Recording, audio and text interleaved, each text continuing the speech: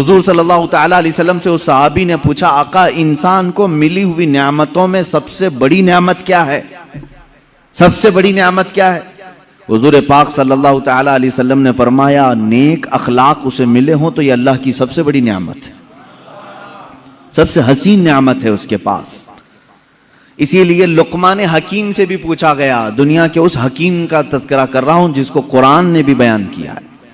وہ نبی نہیں تھے لیکن ان کی باتیں اتنی حکمت سے بھری ہوئی ہوتی تھیں کہ لقمان نے اپنے بیٹے کو جو نصیحت کی، قرآن نے اس کو ایک سورہ میں بیان کیا ہے۔ قرآن پاک میں پورا سورہ لقمان آیا ہے۔ حضرت لقمان کے متعلق مشہور ہے کہ وہ ہر بیماری کا علاج بھی جانتے تھے اور حکمتوں سے بھری باتیں کرتے تھے۔ تو لقمان حکیم سے کسی نے پوچھا کہ نیکی آسان اگر ہے، سب سے آسان اور سب سے اچھی، تو وہ کون سی ہے؟ آپ نے کہا انسان دو چیزوں کو اپنا لے، ہر نیکی اس کے لیے آسان ہے، ہر نیکی اس کے لیے آسان ہے۔ کہا دو چیزیں؟ کہا ہاں، دو چیزیں وہ اپنا لے۔ تو لوگوں نے پوچھا، اے لقمان وہ کون سی دو چیزیں ہیں؟ لقمان حکیم نے کہا، ایک پہلی چیز یہ ہے، جب بات کرے تو نرم بات کرے، جب ملاقات کرے تو مسکرا دیا کرے۔ کون سی بڑی مشکل چیز ہے؟ بہت آسان ہے۔ انہوں نے کہا نیکی بڑی آسان ہے۔ اسی لیے میرے آقا صلی اللہ تعالیٰ علیہ وسلم کی حدیث بھی ہے، تبسمک فی وجہ اخیک صدقہ، تم اپنے بھائی کو دیکھ کر مسکراؤ تو بھی ایک صدقہ ہے۔ یہ اخلاق حسنہ ہیں۔ انسان کے کیریکٹر اس کا پتہ بتاتے ہیں۔ اور ایک بات، ایک صحابی نے یہ بھی سوال کیا حضور پاک صلی اللہ علیہ وسلم کی بارگاہ میں، آقا والدین اپنے بچوں کو کوئی گفٹ دینا چاہیں، ہدیہ دینا چاہیں تو کیا دیں؟ حضور پاک صلی اللہ تعالیٰ علیہ وسلم نے فرمایا، باپ کی طرف سے دیا ہوا سب سے عظیم تحفہ اخلاق حسنہ ہے۔ اگر کسی بچے کو باپ نے اخلاق دیے ہیں، گویا کہ اس نے اپنے بیٹے کو بہت بڑا گفٹ دیا ہے، بہت بڑا تحفہ دیا ہے۔ سمجھ جاؤ مسلمانوں، تم اگر گڈی گڈا لا کر کے بچوں کو بہلا دیتے ہو، ان کے برتھڈے میں کیک کاٹ کر کے ان کا دل بہلا دیتے ہو، تو یہ وقتی تحفے ہیں جو ختم ہو جاتے ہیں وقت کے ساتھ۔ لیکن جو اخلاق حسنہ ہیں وہ ایسا عظیم تحفہ ہے کہ وہ اپنے باپ کا بھی سر ہمیشہ اونچا رکھتا ہے۔ غریب نواز کو اگر اخلاق حسنہ میں ہم نے دیکھا ہے تو ضرور ان کی ماں اور باپ کی تربیت کا اثر ہے۔ غوث اعظم عبد القادر جیلانی رضی اللہ تعالیٰ عنہ کے اخلاق حسنہ کو اگر آج تاریخ میں بیان کیا جاتا ہے تو یقیناً ان کی ماں کا اس میں بڑا کردار ہے۔ ماں باپ کی طرف سے دیا ہوا تحفہ، سب سے بڑا تحفہ کیا ہے؟ اخلاق حسنہ، نیک عادتیں، اچھے اخلاق۔ یہ تو ہم چھوڑ ہی چکے ہیں، اپنے بچوں کو پیدا کرنے کے بعد محلے کے حوالے کر دیا۔ بچے کب بڑے ہو گئے ماں باپ کو پتہ ہی نہیں چلا، اس لیے کہ کھیلتے کودتے وہیں بڑے ہو گئے۔ میرے عزیزو یاد رکھو، ایک وقت ہوتا ہے یہ اخلاق کا تحفہ دینے کا، بڑے ہونے کے بعد پھر تم انہیں ان اخلاق میں نہیں ڈھال سکو گے۔ جب پرورش کے ان کے ایام ہوتے ہیں بچپنے کے، اس وقت تم حسین اخلاق کا انہیں پیکر بناؤ۔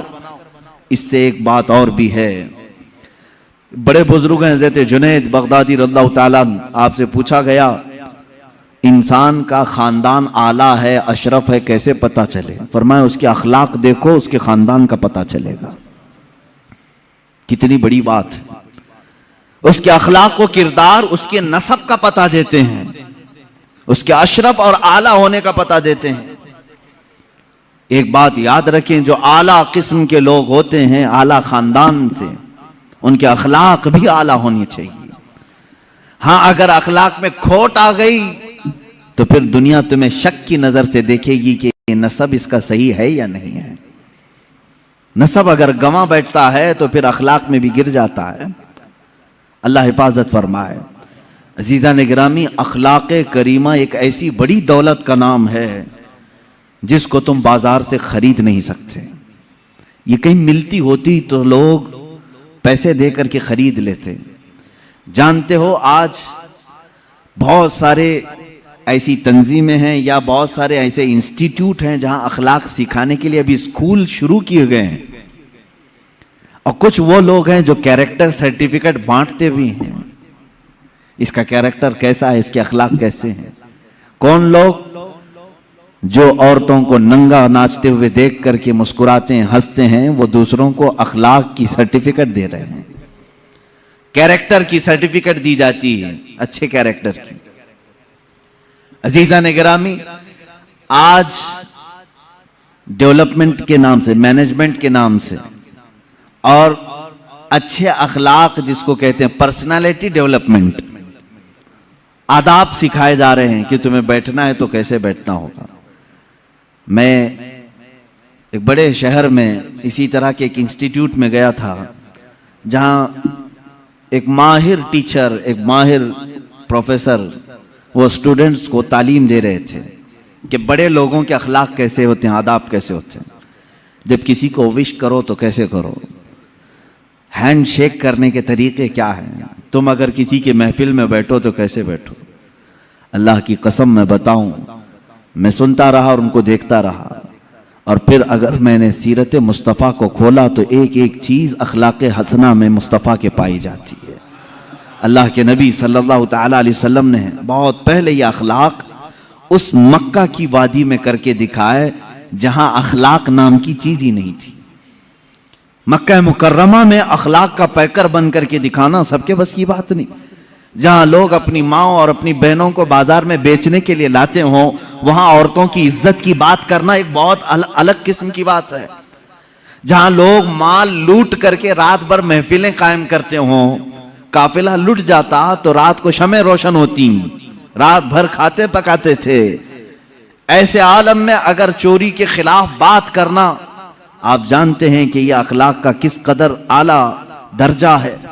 اللہ کے حبیب صلی اللہ تعالیٰ علیہ وسلم نے اس مکہ کی وادی میں 40 سال اپنے اخلاق کا ایسا سکہ بٹھایا کہ دشمن ہوں، کفار ہوں، مشرکین ہوں، سب ایک ہی نام سے آپ کو یاد کرتے تھے، ہذا امین ہذا صادق، یہ امین ہے اور یہ صادق ہے۔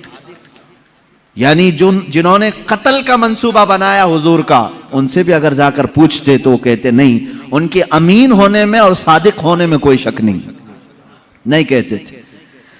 پوری کتابیں اٹھا کر کے دیکھ لیں، مکہ کے کافروں نے حضور صلی اللہ تعالیٰ علیہ وسلم کو گالیاں دی ہیں، بہت گالیاں دی ہیں۔ کیا کیا کہا ہے وہ بتاؤں؟ جادوگر کہا، مجنو کہا، مرگی والا کہا، معاذ اللہ شاعر کہا، لیکن پورے مکہ کے کافروں کی باتوں کو کھنگال کر کے نکالو، کہیں کسی چھوٹے کافر نے یا بڑے کافر نے میرے آقا کے اخلاق پر ایک بات بھی نہیں کہی، ایک بات بھی نہیں۔ گالی دینے والا تو ذات کو بھی گالی دیتا ہے، کیریکٹر کو بھی گالی دیتا ہے، لیکن مکہ والوں نے ایسی گالی حضور کو کبھی نہیں تھی۔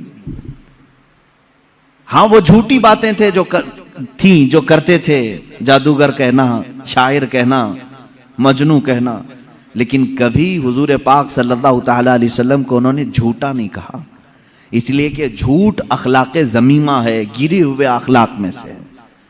انسان کہاں گر جاتا ہے؟ جہاں اس کی عادتوں میں جھوٹ داخل ہو گیا۔ کبھی رسول کریم صلی اللہ تعالیٰ علیہ وسلم کو مکہ والوں نے لالچ کی تہمت نہیں لگائی، اس لیے کہ انسان رذالت زلالت کے عمیق گہرے کھائی میں گر جاتا ہے جب وہ لالچی بنتا ہے۔ حضور پاک صلی اللہ تعالیٰ علیہ وسلم کو ہوس یا نفسانی خواہش کے تعلق سے کبھی انہوں نے الزام نہیں لگایا، نہ تہمت لگائی، کبھی اس طرح کے جملے نہیں کہے۔ دشمنوں کی بات کر رہا ہوں میں، اس لیے کہ ہوس اور نفسانی خواہشات انسان کو حیوان بنا دیتی ہیں۔ اللہ کے حبیب صلی اللہ تعالیٰ علیہ وسلم اس دنیا میں تشریف لائے، سب سے اعلیٰ اخلاق لے کر کے آئے۔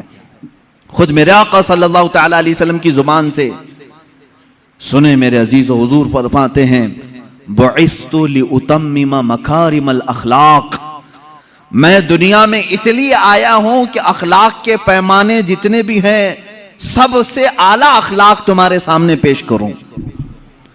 ایک بات یاد رکھنا، قرآن نے کہا ہے حضور کے اخلاق کے بارے میں، وَإِنَّكَ لَعَلَىٰ خُلُقٍ عَظِيمٍ، اے حبیب آپ سب سے عظیم اخلاق پر پیدا کیے گئے ہیں۔ قرآن گواہی دے رہا ہے۔ اسی لیے ماں عائشہ صدیقہ رضی اللہ تعالیٰ عنہ کے پاس کچھ صحابہ آئے اور پوچھا، ماں آپ رسول کریم صلی اللہ تعالی علیہ وسلم کی رفیق حیات ہیں، محبوبہ سید الانبیاء ہیں. آپ نے حضور پاک صلی اللہ علیہ وسلم کے شب و روز کو دیکھا ہے. حضور پاک صلی اللہ تعالی علیہ وسلم کی سیرت کے کچھ جھلکیاں ہمیں بھی بیان فرمائے. سیدہ عائشہ صدیقہ رضی اللہ تعالی عنہا نے سوال کرنے والوں سے یہ پوچھا، کیا تم لوگوں نے قرآن نہیں پڑھا؟ قرآن نہیں پڑھا؟ انہوں نے کہا ہم نے قرآن پڑھا ہے، ہم بات کر رہے ہیں، آپ سے سوال کر رہے ہیں حضور پاک کے اخلاق کے. ماں عائشہ صدیقہ رضی اللہ تعالی عنہا فرماتی ہیں کان خلقہ القرآن، قرآن پڑھو، یہی سارے اخلاق میرے مصطفیٰ کے ہیں. قرآن سے ہٹے ہوئے ایک بھی عادت اللہ کے حبیب صلی اللہ تعالی علیہ وسلم کی ذات میں نہیں ہے.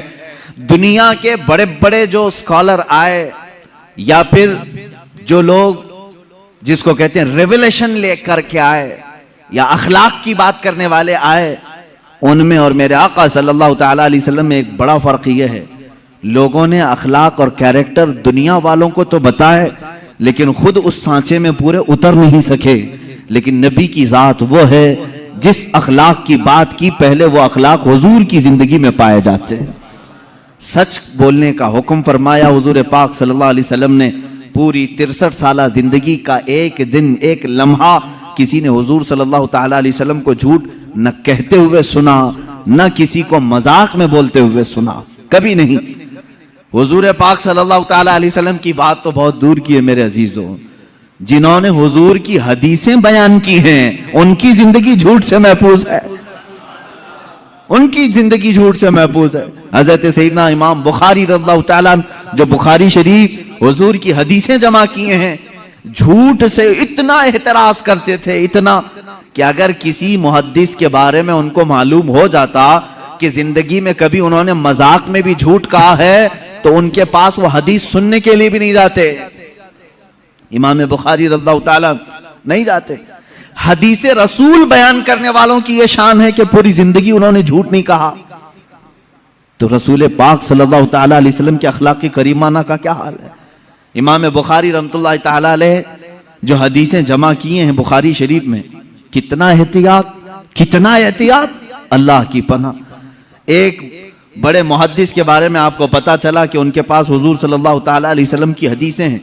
امام بخاری ان کے پاس گئے کہ ان کی زبان سے سنوں اور اپنی کتاب میں حدیث لکھوں. جب گئے تو وہ جو بڑے شیخ تھے، محدث تھے، ان کا نام مشہور تھا، بہت حدیثیں ان کو یاد ہیں. امام بخاری ان کے پاس گئے تو دیکھا ان کا گھوڑا جو ہے بدک گیا تھا، سرکش ہو گیا تھا، ہاتھ میں نہیں آ رہا تھا، اور وہ اپنے گھوڑے کو قابو میں کرنے کے لیے بہت کوششیں کر رہے تھے.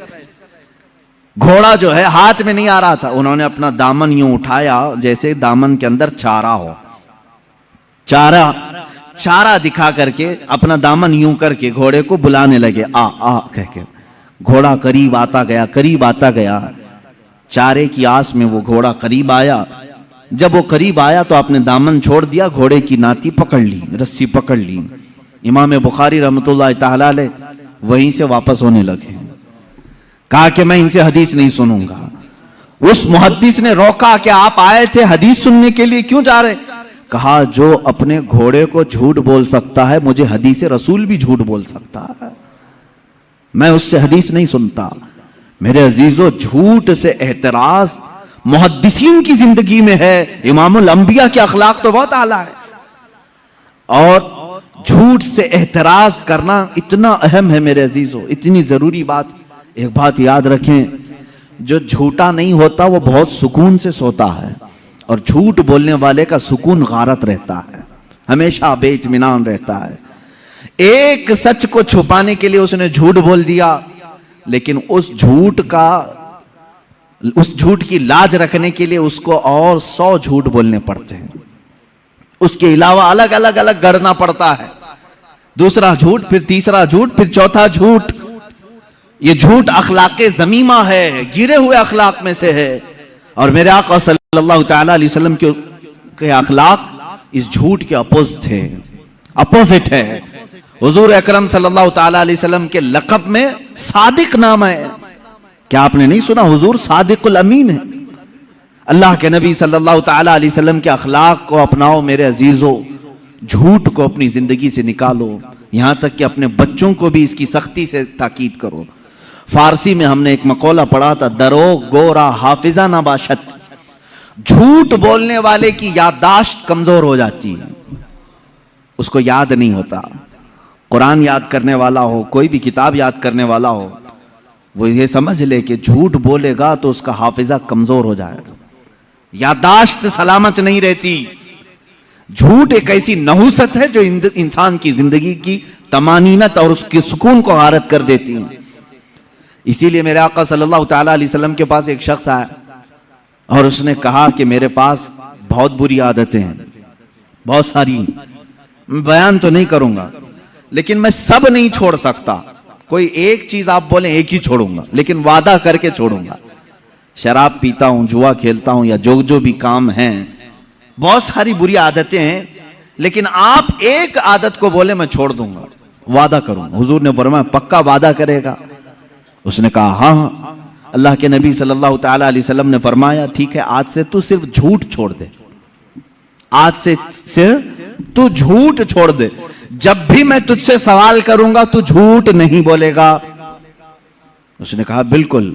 میں نے آپ کے ہاتھ پر ہاتھ رکھا، وعدہ کر لیا. عرب کے لوگ بڑے پکے بھی ہو جاتے تھے، کسی بات کا عزم کر لیتے تو اس پر اٹل ہو جاتے. بہت ساری برائیاں چھپی ہوئی تھیں، معلوم نہیں تھیں، لوگوں پہ ظاہر نہیں تھی. کہا دوسری نہیں چھوڑوں گا میں. کہا ٹھیک ہے، دوسری نہیں چھوڑنا، ایک جو آپ نے کہا وہی چھوڑوں گا. گھر گیا، اس کے بعد اس کی دوسری جو عادتیں تھیں، خواہ وہ شراب کی ہو یا جوے کی ہو، جیسی ہی اس عادت کے قریب جاتا اسے میرے آقا صلی اللہ علیہ وسلم کا خیال آتا، کل اگر محفل میں جاؤں گا، حضور نے اگر سوال کر لیا کل شراب پیا تھا، وعدہ کر کے آیا ہوں، جھوٹ تو نہیں بول سکتا، اور سچ بولوں گا تو سب میں ذلیل بھی ہو جاؤں گا، کوڑے بھی کھانے پڑ سکتے ہیں. جوا کی طرف اگر دھیان گیا تب پھر خیال آیا کل اگر اس کے بارے میں پوچھا گیا تو کیا جواب دوں گا، جھوٹ تو نہیں بول سکتا، آج وعدہ کر کے آیا ہوں. ایک رات میں ہر برائی کا خیال کرتا رہا اور پھر میرے مصطفیٰ کا بھی خیال آتا رہا. دوسرے دن وہ سکون کی نیند سو کر آیا، بارگاہ مصطفیٰ صلی اللہ علیہ وسلم میں حشاش وشاش طبیعت تھی. جو جھوٹ نہیں بولتا وہ بہت سکون سے رہتا ہے، اس کی طبیعت میں گھبراہٹ نہیں ہوتی. حضور پاک صلی اللہ تعالیٰ علیہ وسلم کی محفل میں آیا اور جو اس نے سوچا تھا وہی سوالات حضور نے کیا بھی. کہا کل ایسا تو نہیں کہ تو نے شراب پیا؟ کہا یا رسول اللہ ہرگز نہیں پیا. جوا کھیلا تھا؟ کہا ہرگز نہیں کھیلا. جتنی برائیوں کا حضور نے پوچھا بالکل نڈر ہو کر کے سچ بات کہا اور کہا اے میرے مولا تو نے ایسا رسول بھیجا، ایک برائی کو مجھ سے چھڑایا، اس کی صدقے میں اللہ پوری برائیاں ختم ہو گئی. یہ زندگی کا معیار یاد رکھو. جھوٹ ام الخبائث ہے، برائیوں کی ماں ہے. یہاں سے بہت ساری برائیاں تمہارے اندر جڑ پکڑتی ہیں. جھوٹا آدمی منافق ہوتا ہے، نفاق اس کے دل میں آنے لگتا ہے. اسی لیے کہ میرے آقا صلی اللہ تعالیٰ علیہ وسلم سے پوچھا گیا تھا منافق کی علامت کیا ہے، اس میں پہلی علامت حضور نے فرمایا بات کرے گا تو جھوٹ بولے گا. یہاں آج لوگوں کی عادت سی پڑ گئی ہے اور قسمیں کھاتے ہیں اس پر، جھوٹ پر پھر قسم بھی کھاتے ہیں، ماں کی قسم، باپ کی قسم، خدا کی قسم، معاذ اللہ. میرے عزیزو تم یہ سوچتے ہوں گے کہ زبان سے نکلا ہے کیا ہونا کیا ہے. یاد رکھو اللہ کے حبیب صلی اللہ تعالیٰ علیہ وسلم نے فرمایا قیامت کے دن بہت سارے وہ لوگ ہوں گے جن کو صرف یہ زبان کا ٹکڑا دوزخ میں لے جا رہا ہوگا، یہ گوشت کا ٹکڑا دوزخ میں لے جا رہا ہوگا، اس لیے کہ جھوٹ بولتے تھے. اور یہاں تک کہ ایک حدیث ہے اللہ کے حبیب صلی اللہ تعالیٰ علیہ وسلم فرماتے ہیں انسان پہلے جھوٹ بولتا ہے، پھر دوسرا بولتا ہے، پھر تیسرا جھوٹ بولتا ہے، اتنا بولتا ہے کہ اللہ کے ہاں اسے کذوب لکھ دیا جاتا ہے، یعنی جھوٹا لکھ دیا جاتا ہے. اور ایک بندہ ہے جو سچ بولتا ہے اور سچ پر قائم رہتا ہے، ڈٹا رہتا ہے، اللہ کے ہاں وہ ہمیشہ کے لیے سچا لکھ دیا جاتا ہے. تمہارے اندر ہے اختیار ہے، تم کیا کرنا چاہو گے، کون سی خصلت اپنانا چاہو گے. اور جھوٹ دوزخ کی طرف لے جاتا ہے، سچ جنت کی طرف لے جاتا ہے. یہ اخلاق ہیں میرے آقا صلی اللہ علیہ وسلم کے کہ پوری زندگی پاک کبھی آپ نے زبان سے جھوٹ کا لفظ تک نہیں نکالا. اور وعدہ خلافی، میں اخلاق گناتا جاؤں گا میرے عزیزوں. اللہ کے حبیب صلی اللہ تعالیٰ علیہ وسلم کے اخلاق کی کریمانہ بہت اعلیٰ ہیں، بہت اعلیٰ ہیں.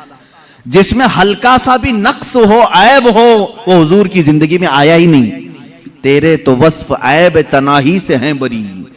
اعلیٰ حضرت نے فرمایا تیرے تو وصف عیب تناہی کہتے ہیں بہت ہلکا عیب. عیب تناہی بہت ہلکا عیب جس کو برا کہا جا سکتا ہے وہ بھی حضور کی زندگی میں نہیں آیا. تیرے تو وصف عیب تناہی سے ہیں بری, حیران ہوں میرے شاہ میں کیا کیا کہوں تجھے. آقا آپ کی زندگی پاک میں ایک ہلکا سا سوئی کے ناکے کے برابر بھی برا اخلاق آیا نہیں, کوئی بری عادت نہیں آئی. بری عادتیں جس کو آج بھی برا کہا جاتا ہے وہ اللہ کے نبی صلی اللہ علیہ وسلم کی زندگی میں کبھی نہیں سنو گے. آپ سچ کے پیکر تھے, وعدہ وفائی میں مکمل تھے, یہاں تک کہ حضور پاک صلی اللہ تعالی علیہ وسلم جب کسی کو وعدہ کرتے تو اتنا ایفاء عہد کا اہتمام فرماتے تھے, وعدہ وفائی کا, کہ جہاں جس کو کہہ دیا. ایک مرتبہ بازار میں کسی شخص نے کہا کہ میں آ رہا ہوں, آپ رکے رہے ہیں. آپ نے کہا ہاں میں تیرے انتظار میں رکتا ہوں. وہ گیا اور بھول ہی گیا, پورا دن گزر گیا, وہ آیا ہی نہیں. میرے آقا صلی اللہ تعالی علیہ وسلم وہیں کھڑے رہے, وہیں رہ گئے. کافی وقت کے بعد, وہ تو بھولا ہوا شخص تھا, کئی لوگ آئے, کہا اللہ کے نبی صلی اللہ تعالی علیہ وسلم یہیں کھڑے رہتے ہیں. کہا ایک شخص نے مجھ سے کہا تھا اور میں اس کے آنے کا انتظار کر رہا ہوں, میں نے وعدہ کیا تھا. وہ تو بھول گیا. واپس جب آیا تو میرے آقا صلی اللہ تعالی علیہ وسلم کو اسی مقام پر پایا, بہت رویا.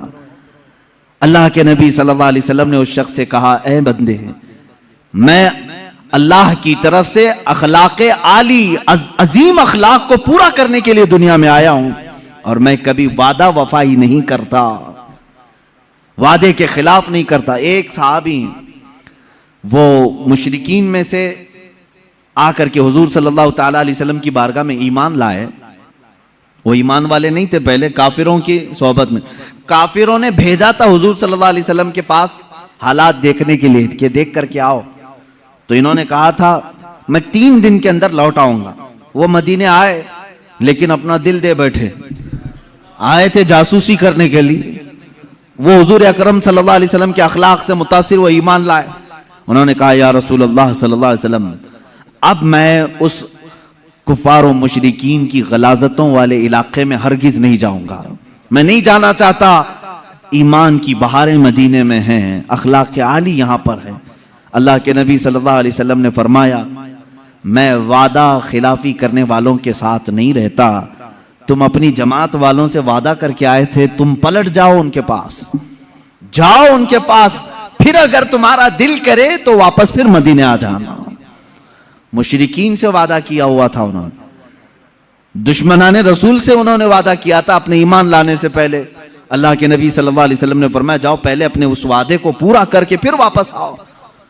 وعدہ مکمل کرنا یہ اللہ کے حبیب صلی اللہ تعالی علیہ وسلم کے عالی صفات میں سے. یہاں کہا جاتا ہے کتنے وعدے ہوتے ہیں اور کس سے وعدے کیے جاتے ہیں, سب توڑ دیے جاتے ہیں, بھلا دیے جاتے ہیں. اے میرے عزیزو, قرآن پاک میں 3 وعدوں کا ذکر بھی آیا ہے. ایک انبیاء سے اللہ نے وعدہ لیا ہے, دوسرے علماء سے اللہ نے ایک وعدہ لیا ہے, اور تمام مخلوق سے بھی اللہ نے ایک وعدہ لیا ہے. انبیاء سے وعدہ کیا تھا؟ اللہ نے فرمایا کہ اے تمام گروہ انبیاء, جب میرا آخری رسول دنیا میں آئے اگر وہ تمہاری کسی کی زندگی میں آئے تو تم سب کے سب اس پر ایمان لانا. کن سے وعدہ لیا تھا اللہ نے؟ انبیاء سے. ایک وعدہ یہ ہے, اور اللہ نے ان سے اقرار کروایا تھا. کیا تم اقرار کرتے ہو اس بات کا کہ جب میرا رسول آئے گا تم اس پر ایمان لاؤ گے, اس کی مدد کرو گے؟ سارے نبیوں نے کہا ہاں ہم اقرار کرتے ہیں. ایک وعدہ یہ. دوسرا, علماء جو دنیا میں عالم بن کر آنے والے, ان کی روحوں کو بھی اللہ نے, ان کی روحوں سے بھی اللہ نے وعدہ لیا. کیا کہ اے علماء کی جماعت, جب تم دنیا میں جاؤ گے تو صرف حق بیان کرو گے. لَتُبَيِّنُنَّهُ لِلنَّاسِ وَلَا تَكْتُمُونَهُ, کوئی بھی حق بات چھپاؤ گے نہیں. علماء نے بھی وعدہ کیا ہے اللہ سے, اور پھر ساری مخلوق, سارے انسان, ان سے بھی ایک اللہ نے وعدہ لیا. کیا الستُ بربکم, ساری روحوں سے اللہ نے پوچھا تھا کیا میں تمہارا رب نہیں ہوں؟ سبوں نے کہا تھا اے اللہ کیوں نہیں, تو ہی ہمارا رب ہے. اللہ نے پوچھا کیا تم اسی وعدے پر قائم رہو گے؟ اسی وعدے پر قائم رہو گے؟ سبوں نے کہا ہاں ہم اس وعدے پر قائم رہیں گے، لیکن پیدا ہونے کے بعد کتنے ہیں جو اس وعدے پر قائم ہیں یہ سب کو معلوم۔ الحمدللہ اللہ کا بڑا فضل و کرم ہے، ہم آج بھی اللہ کو ہی اپنا رب مانتے ہیں۔ ہماری روح نے جو وعدہ کیا تھا اسی وعدے پر آج ہم مکمل ہیں۔ علماء میں سے بعض وہ ہیں جو اپنے وعدے کو بھول گئے، تو سمجھ لو کہ ان کے اندر منافقت آ گئی۔ جو حق بیان نہیں کرنا چاہتے اور جو چھپانا چاہتے ہیں حق باتوں کو، ان کے اندر نفاق آ گیا، وہ اپنے مولا سے کیے ہوئے وعدے کو توڑ کر کے بیٹھے ہوئے ہیں۔ اور انبیاء کرام تو وعدہ خلافی کر ہی نہیں سکتے۔ میرے عزیزو، قرآن میں یہ 3 وعدوں کا ذکر آیا ہے۔ اب آپ کی زندگی میں ابھی اگر کبھی کسی سے وعدہ کیا تو یاد رکھ لینا، مومن کا وعدہ یہ الفاظ کی پھینکائی نہیں ہے، یہ زبان کی اسی طرح چلائے ہوئے تیر نہیں ہے۔ مومن کا کیا ہوا وعدہ پتھر کی لکیر سے زیادہ مضبوط ہونا چاہیے کہ اگر میں نے کہا ہے تو اس کو کر کے دکھاؤں، اور اگر نہیں ہو سکتا تو وعدہ بھی نہ کریں، وعدہ بھی نہ کریں۔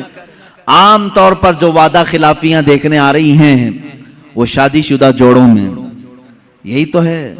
شادی سے پہلے بہت سارے وعدے، ایفائے عہد، بہت کچھ ہوتے ہیں اور سب جھوٹے ہوتے ہیں، ایک دوسرے کے خلاف ہو جاتے ہیں۔ کیا وہ مومن ہے؟ ان کی مومنانہ شان ہے یہ ایمان کی شان ہے کہ کسی لڑکی کو پاگل بنانے کے لیے، اپنے دامے فریب میں پھنسانے کے لیے اس سے لمبے چوڑے وعدے کیے، اس سے کیا کیا کہا، چاند پہ لے جاؤں گا، تارے توڑ لاؤں گا۔ یہ سوچتے ہوں گے کہ یہ صرف الفاظ ہیں۔ الفاظ اوروں کو کہنے دو میرے عزیز، مومن صرف الفاظ پھینکتا نہیں، مومن جو کہتا ہے اس کو مکمل کر کے رہتا ہے۔ ایمان والوں کا تقاضا یہ ہونا چاہیے کہ وہ کسی سے بھی وعدہ کرے تو پورا کرے۔ اللہ کے نبی صلی اللہ تعالی علیہ وسلم جانوروں سے بھی اگر وعدہ کرتے تو پورا کرتے تھے۔ جانوروں کی بات اللہ کے نبی صلی اللہ تعالی علیہ وسلم نے فرمایا کسی جانور سے بھی اس طرح کا سلوک نہ کرو۔ آپ یہاں اپنے اخلاق کو اگر بدلنا چاہیں تو سیرت مصطفیٰ کا پورا مطالعہ شروع کرو۔ اللہ کے حبیب صلی اللہ تعالی علیہ وسلم کے اخلاق عالی ہے کہ آپ نے کبھی کسی سے وعدہ خلافی نہیں کی۔ صادق الوعد الامین، آپ وعدے کو بھی سچا کرنے والے اور امانت دار تھے۔ اللہ کے نبی صلی اللہ تعالی علیہ وسلم کے اخلاق میں کبھی جھوٹ آیا، کبھی وعدہ خلافی آئی۔ تیسری بات میں ذکر کر رہا ہوں، امانت داری میں میرے آقا کی کوئی مثال نہیں۔ امانت داری، امانت انسان کے اخلاق میں بہت اعلیٰ اخلاق ہیں۔ جو بندہ امانت دار ہوتا ہے وہ اللہ کے نزدیک بھی محترم ہوتا ہے، بہت معظم ہے، مکرم ہے۔ امانت کسے کہتے ہیں؟ کوئی بھی چیز تمہارے پاس رکھی گئی، اسے سنبھالنے کو کہا گیا، پھر جب اس شخص نے واپس مانگا تو تم اس کو وہ چیز واپس لوٹا دو۔ ابھی اس میں پیسے بھی ہو سکتے ہیں، سامان بھی ہو سکتا ہے، باتیں بھی ہو سکتی ہیں، باتیں بھی ہو سکتی ہیں۔ کوئی بھی چیز اگر تمہارے پاس امانت کے طور پر رکھی تو امانت دار وہی شخص ہے جو رکھی ہوئی چیز میں خرد برد نہ کرے، اس سے پوچھے بغیر کوئی چیز اس میں استعمال نہ کرے۔ آپ نے اگر میرے پاس 1000 روپے رکھے اور کہا یہ امانت ہے، آپ اس کو سنبھالیں، میں نے اس کو سنبھالا، 1 مہینے کے بعد آپ دوبارہ آئے، میں نے اگر وہ 1000 واپس تمہیں لوٹا دیے تو امانت دار کہلاؤں گا۔ 1 روپیہ بھی کھایا تھا تو خیانت دار، نہیں دینے کی بات کیا تو اور بڑا جھوٹا دھوکے باز۔ خیانت دار کم کرنے والا اور نہ دینے والا، ہڑپ کر کے غصب کرنے والا دھوکے باز، اللہ کی بارگاہ میں اس کا اور بڑا عذاب ہے۔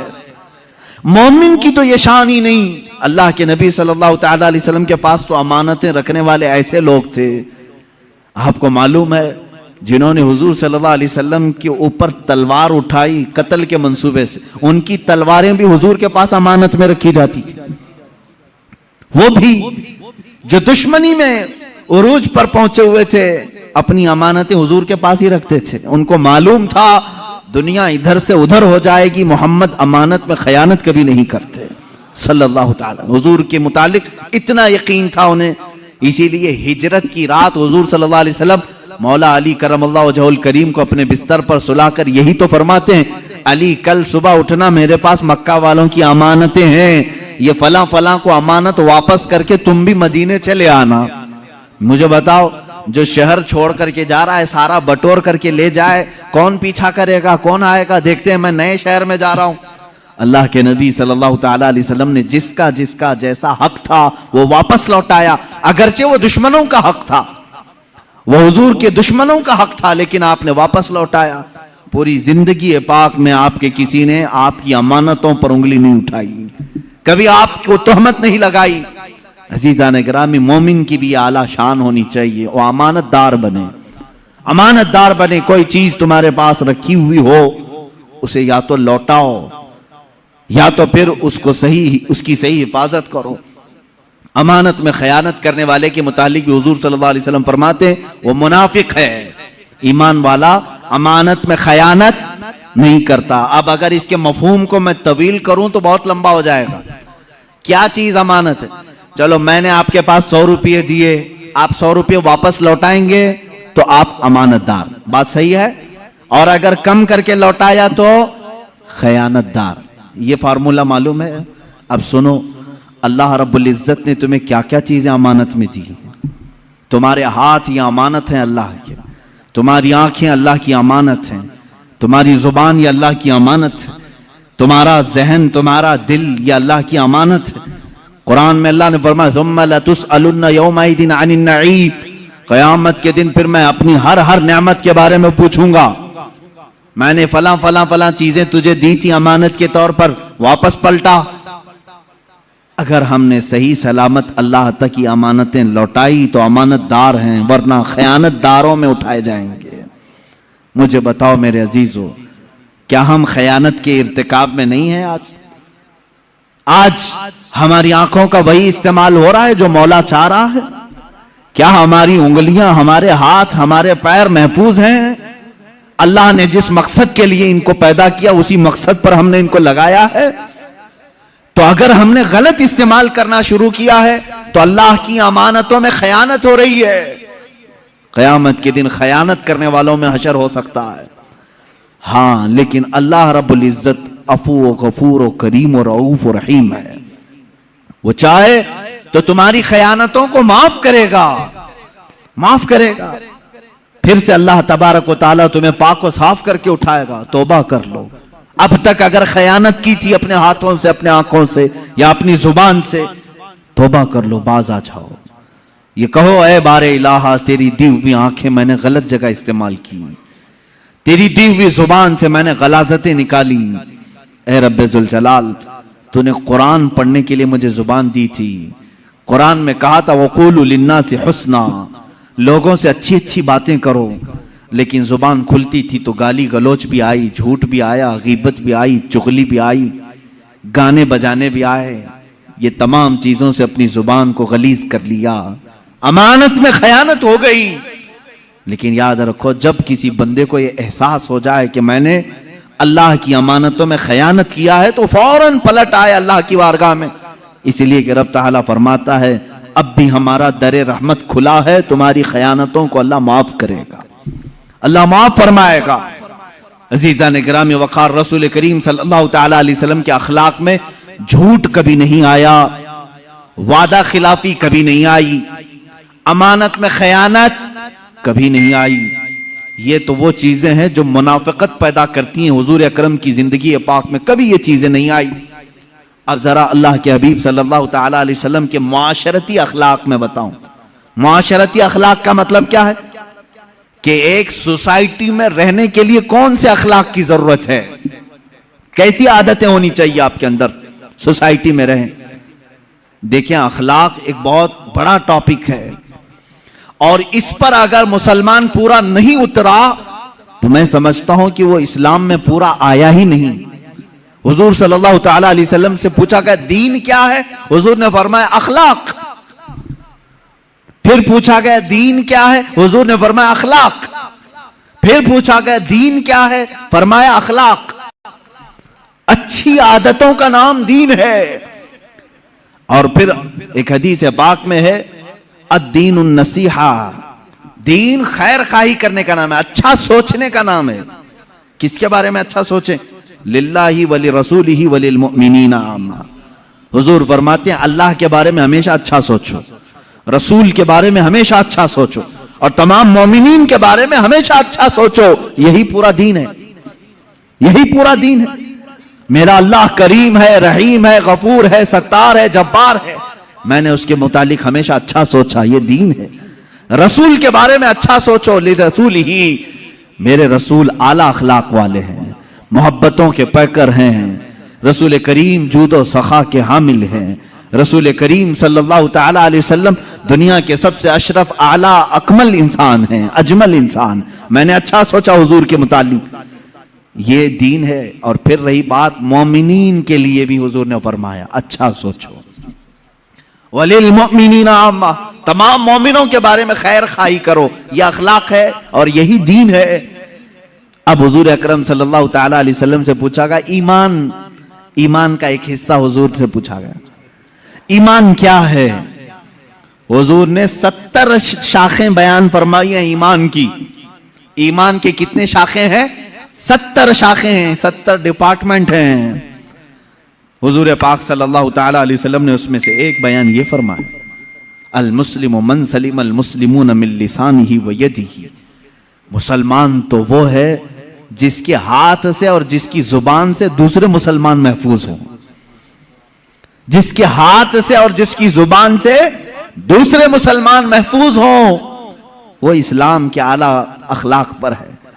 ایمان کا ایک حصہ یہ ہے، حضور پاک صلی اللہ علیہ وسلم فرماتے ہیں ان تحب لأخیہ ما یحب لنفسہ، ما تحب لنفسہ، تم اپنے بھائی کے لیے وہی چیز پسند کرو جو اپنے لیے پسند کرتے ہو. یہ اخلاق ہے. یہی ایمان والوں کے ساتھ، مومنین کے ساتھ خیر خواہی کرنے کا معاملہ ہے، مطلب ہے. اور اللہ کے حبیب صلی اللہ تعالی علیہ وسلم نے صرف بیان نہیں کیا بلکہ کر کے دکھایا ہے ہمیشہ. اللہ کے رسول صلی اللہ تعالی علیہ وسلم جو اپنے لیے پسند فرماتے تھے وہی سارے صحابہ کے لیے پسند کرتے تھے. غرور و تکبر، نخوت، گھمنڈ، ان تمام چیزوں سے میرے آقا صلی اللہ تعالی علیہ وسلم بہت دور تھے. کبھی آپ نے کبر نہیں فرمایا. خود فرماتے ہیں میں سید الاولین ہوں، سید الآخرین ہوں، ولا فخر، لیکن میں اس پر گھمنڈ نہیں کرتا. حضور پاک صلی اللہ تعالی علیہ وسلم فرماتے ہیں انا سید ولد آدم ولا فخر، میں آدم کی ساری اولاد کا سردار ہوں لیکن اس بات پر گھمنڈ نہیں کرتا.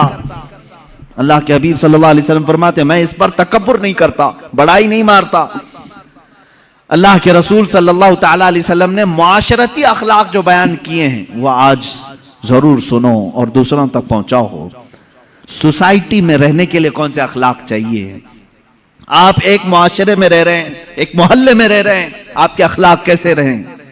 رسول کریم صلی اللہ تعالی علیہ وسلم کی تعلیمات جب پڑھو، اللہ اللہ، میرے آقا فرماتے ہیں میری امت میں سے وہ ایمان والا ہے ہی نہیں کہ رات کو کھانا پیٹ بھر کر کھا کے سویا ہو اور اس کا پڑوسی بھوکا سو رہا ہو. اس کے پڑوسی کے گھر میں اگر کھانا نہیں تھا اور تمہارے گھر میں کھانا پکا تھا تو تم کو اللہ کے نبی صلی اللہ علیہ وسلم نے فرمایا ابھی تم ایمان کے درجے کو پہنچے نہیں.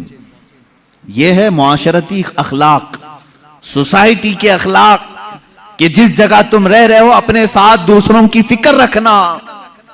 میں کھا رہا ہوں تو میرے بغل والے کا کیا حال ہے، اگر وہ لوگ بھی اچھے ہیں تو تم بھی اچھے کھاؤ. آپ کے گھر کے اگل بغل پڑوس میں سارے لوگ اچھی چیزیں کھا رہے ہیں تو تم بھی کھاؤ. یہاں تک کہ حضور اکرم صلی اللہ علیہ وسلم نے فرمایا جب تم سالن بنایا کرو تو پانی زیادہ ڈال لو. کیوں؟ پتلا سالن کھانا اچھا ہے؟ پتلا سالن کھانا اچھا ہے؟ حضور پاک صلی اللہ تعالی علیہ وسلم کے تعلیمات کا مفہوم میں بتا رہا ہوں. فرماتے ہیں کہ تم جب سالن بنایا کرو تو تھوڑا شوربے میں پانی زیادہ کر لو تاکہ تمہارے پڑوسیوں کو بھی تھوڑا اس میں دے سکو. اور اگر کوئی گاڑا سالن ہی دے سکتا ہے تو دے دے. یہ اس کے لیے فرمایا گیا جو بہت ہی غریب ہے اور کبھی سالن پکا رہا ہے. فرمایا گیا تو بھی اکیلا مت کھا، تیرے سالن میں تھوڑا پانی زیادہ کر کے دوسروں کو بھی شامل کر لے. یہ سوسائٹی کے اخلاق ہیں. یہ ساری چیزیں کیا آج ہم میں سے اٹھ نہیں گئی؟ ہمارے ہاں کتنے بیمار پڑے ہوں گے، ہم میں سے کوئی ان کو دیکھنے نہیں جاتا. عیادت کی سنتیں ختم کر دی لوگوں نے. اور خاص طور پر شہری زندگی ایسی ہو گئی ہے، میں نے دیکھا ہے شہروں کی زندگی ایسی ہے کہ سیلفش ہو گئے لوگ، کسی دوسرے کی انہیں پرواہ نہیں، فکر نہیں، اور دوسروں کے سلسلے میں صرف اپنے گھر میں بیٹھ کر کے ڈسکس کرتے رہنا، باتیں بناتے رہنا، ان کی غیبت کرنا، ان کے گھر میں آنے جانے والوں پر نظر رکھنا. یہی اخلاق ہے سوسائٹی میں رہنے کے؟ سوسائٹی میں رہنے کے اخلاق یہ ہونی چاہیے کہ ایک جسم جس طرح سے ہو کہ اگر ہاتھ کو درد کرے تو پورے جسم میں بخار آ جائے، اگر محلے میں ایک بیمار ہو تو سارے لوگ فکر مند ہو جائیں اور سب دعا کریں کہ اے اللہ میرا پڑوسی بیمار ہے، اسے تو جلد شفا عطا کر. یہ ایمان والوں کا معاشرہ ہے جو میرے آقا صلی اللہ تعالیٰ علیہ وسلم کے اخلاق کا ایک شاہکار ہے. حضور پاک صلی اللہ تعالیٰ علیہ وسلم نے مدینہ طیبہ میں وہی اخلاق پیدا کیے. کیا آپ کو معلوم نہیں ہو مشہور حدیث، ایک صحابی کے گھر گوشت کی بھنی ہوئی سری بکری کی آئی، یعنی گوشت بھنا ہوا ان کے گھر آیا. اس صحابی نے دیکھا شوہر بیوی تھے، کھانے کے لیے بیٹھے، بھوکے بھی تھے، انہوں نے سوچا پڑوسی کو دے دیتے ہیں. انہوں نے پڑوس میں بھجوا دیا. پڑوس کے گھر گوشت آیا، انہوں نے دیکھا کھانے کے لیے لذیذ ہے، بھوک بھی لگی ہے، کہا میرے اپنے پڑوسی کو دے دیتا ہوں. انہوں نے تیسرے کو دے دیا، تیسرے نے چوتھے کو دے دیا، چوتھے نے پانچویں کو دے دیا. ہر ایک کے پاس یہ اخلاق ہے. یہاں تک کہ حدیث میں ہے وہ بکری کا بھنا ہوا گوشت گھومتے گھومتے پھر اسی پہلے صحابی کے گھر آ گیا، جہاں سے وہ گیا تھا وہیں آ گیا. اس کا مطلب ہے کہ مدینے میں حضور پاک صلی اللہ تعالیٰ علیہ وسلم نے اعلیٰ قسم کے انسانوں کی سوسائٹی بنائی تھی جو ایک دوسرے پر اپنی جان وارفتہ کرتے تھے، جان بچھاتے تھے. عزیزان گرامی وقار، ان اخلاق عظیمہ کو واپس لے آؤ. رسول کریم صلی اللہ تعالیٰ علیہ وسلم کے عظیم اخلاق میں سے یہ ہے کہ آپ دوسروں کی فکر کے لیے ہمہ وقت مصروف رہتے. یہاں تک کہ چند مثالیں میں آپ کو بتاؤں. حضور پاک صلی اللہ تعالیٰ علیہ وسلم سے ایک صحابی آئے اور انہوں نے پوچھا آقا میں آپ کو کہاں ڈھونڈوں، کہاں ڈھونڈوں؟ وہ ڈھونڈ کر کے آئے تھے مدینے میں، اور ایک جگہ حضور پاک صلی اللہ علیہ وسلم سے ملاقات ہو گئی. حضور نے دیکھا ان کو، مسکرایا. جواب کیا فرمایا؟ مسجد نبوی کی چوکھٹ میں، میرے گھر کے دروازے کے باہر نہیں. فرماتے ہیں ابغونی فی ضعفائکم، فرماتے ہیں تم مجھے اپنے کمزور اور غریب لوگوں میں ڈھونڈو. جو معاشرے کے غریب لوگ ہیں، جو کمزور ہیں، وہاں جاؤ، محمد تمہیں مل جائے گا. یہ میرے آقا صلی اللہ علیہ وسلم نے فرمایا ابغونی فی ضعفائکم، مجھے ڈھونڈو اپنے غریبوں میں، اپنے فقیروں میں. اللہ کے نبی صلی اللہ تعالیٰ علیہ وسلم کی یہ اخلاق کریمات تھے، اعلیٰ اخلاق تھے کہ لوگوں کی مزاج پرسی کرنا اور چھوٹے لوگوں کے ساتھ بھی وقت بتانا. یہاں تک کہ عدی بن حاتم، ایک بہت بڑے شخص کا نام میں بتا رہا. حاتم طائی کا نام کون نہیں سنا ہوگا؟ دنیا کا ایک مشہور سخی آدمی حاتم طائی، جو اتنا بانٹتا تھا لوگوں کو کہ کبھی اس نے نہ نہیں کہا. مشہور ہے کہ اس کے 7 دروازے تھے محل کے، ایک دروازے سے کوئی آتا اس کو اتنا دیا جاتا، پھر دوسرے دروازے پر آتا تو اتنا اور دیا جاتا، تیسرے دروازے پر آتا تو اتنا اور دیا جاتا. 7 دروازوں پر اگر کوئی ایک مانگنے والا آتا تو 7 دروازوں سے حاتم طائی دیتا تھا. حضور پاک صلی اللہ تعالیٰ علیہ وسلم کے زمانے سے تھوڑا سا پہلا زمانہ ہے حاتم طائی کا. حاتم طائی کا وہ بڑا سخی انسان تھا. حضور پاک صلی اللہ تعالیٰ علیہ وسلم کے بعض فرامین میں اس کی تعریف بھی ملتی. حاتم طائی بڑا سخی آدمی تھا، لیکن میرے آقا سے زیادہ سخی نہیں ہے، یہ بات تو طے شدہ ہے. اچھا، ایک سوال کسی نے یہ بھی کیا ہے کہ حاتم طائی کے تو 7 دروازے تھے، 7 دروازے تھے، ہر دروازے پر اتنا دیا جاتا تھا. محمد عربی صلی اللہ علیہ وسلم کا ایک ہی دروازہ تھا، یہ بڑے سخی کہ وہ بڑے سخی. حاتم طائی بڑا سخی ہے، 7 دروازے بانٹنے کے لیے رکھتا. ایک عاشق رسول نے جواب دیا، میاں سائل کو، فقیر کو دوسرے دروازے کی حاجت اس وقت ہوتی ہے جب پہلے دروازے سے پیٹ بھر کر نہیں ملتا. یہاں تو اتنا دیا جاتا ہے کہ دوسرے دروازے کی حاجت ہی نہیں. اعلیٰ حضرت فاضل بریلوی رحمۃ اللہ تعالی علیہ نے فرمایا ہے امام عشق و محبت بارگاہ رسالت معاف صلی اللہ تعالیٰ علیہ وسلم میں فرماتے میرے کریم سے گر قطرہ کسی نے مانگا دریا بہا دیے ہیں دربے بہا دیے ہیں. سرکار میں نہ لا ہے مانگیں گے مانگے جائیں گے منہ مانگی پائیں گے. سرکار میں نہ لا ہے نہ حاجت اگر کی ہے. دو چیزیں حضور کی بارگاہ میں نہیں ہیں. کیا؟ لا کا مطلب نہیں. آیا کچھ مانگنے کے لیے حضور نے کہا نہیں چل یہ نہیں دوں گا. حضور نے یہ کبھی نہیں فرمایا پوری زندگی میں. لا کا لفظ حضور کے پاس ہوا نہیں کسی فقیر کے لیے. اور دوسری چیز ہے اگر یعنی میرے پاس کوئی آیا میں کہا اگر نماز پڑھے گا تو دوں گا, اگر روزہ رکھے گا تو دوں گا. حضور نے کبھی کسی کو بانٹا ہے تو اگر پہ بھی نہیں دیا. اگر تو اچھا بنے گا تو دوں گا نہیں.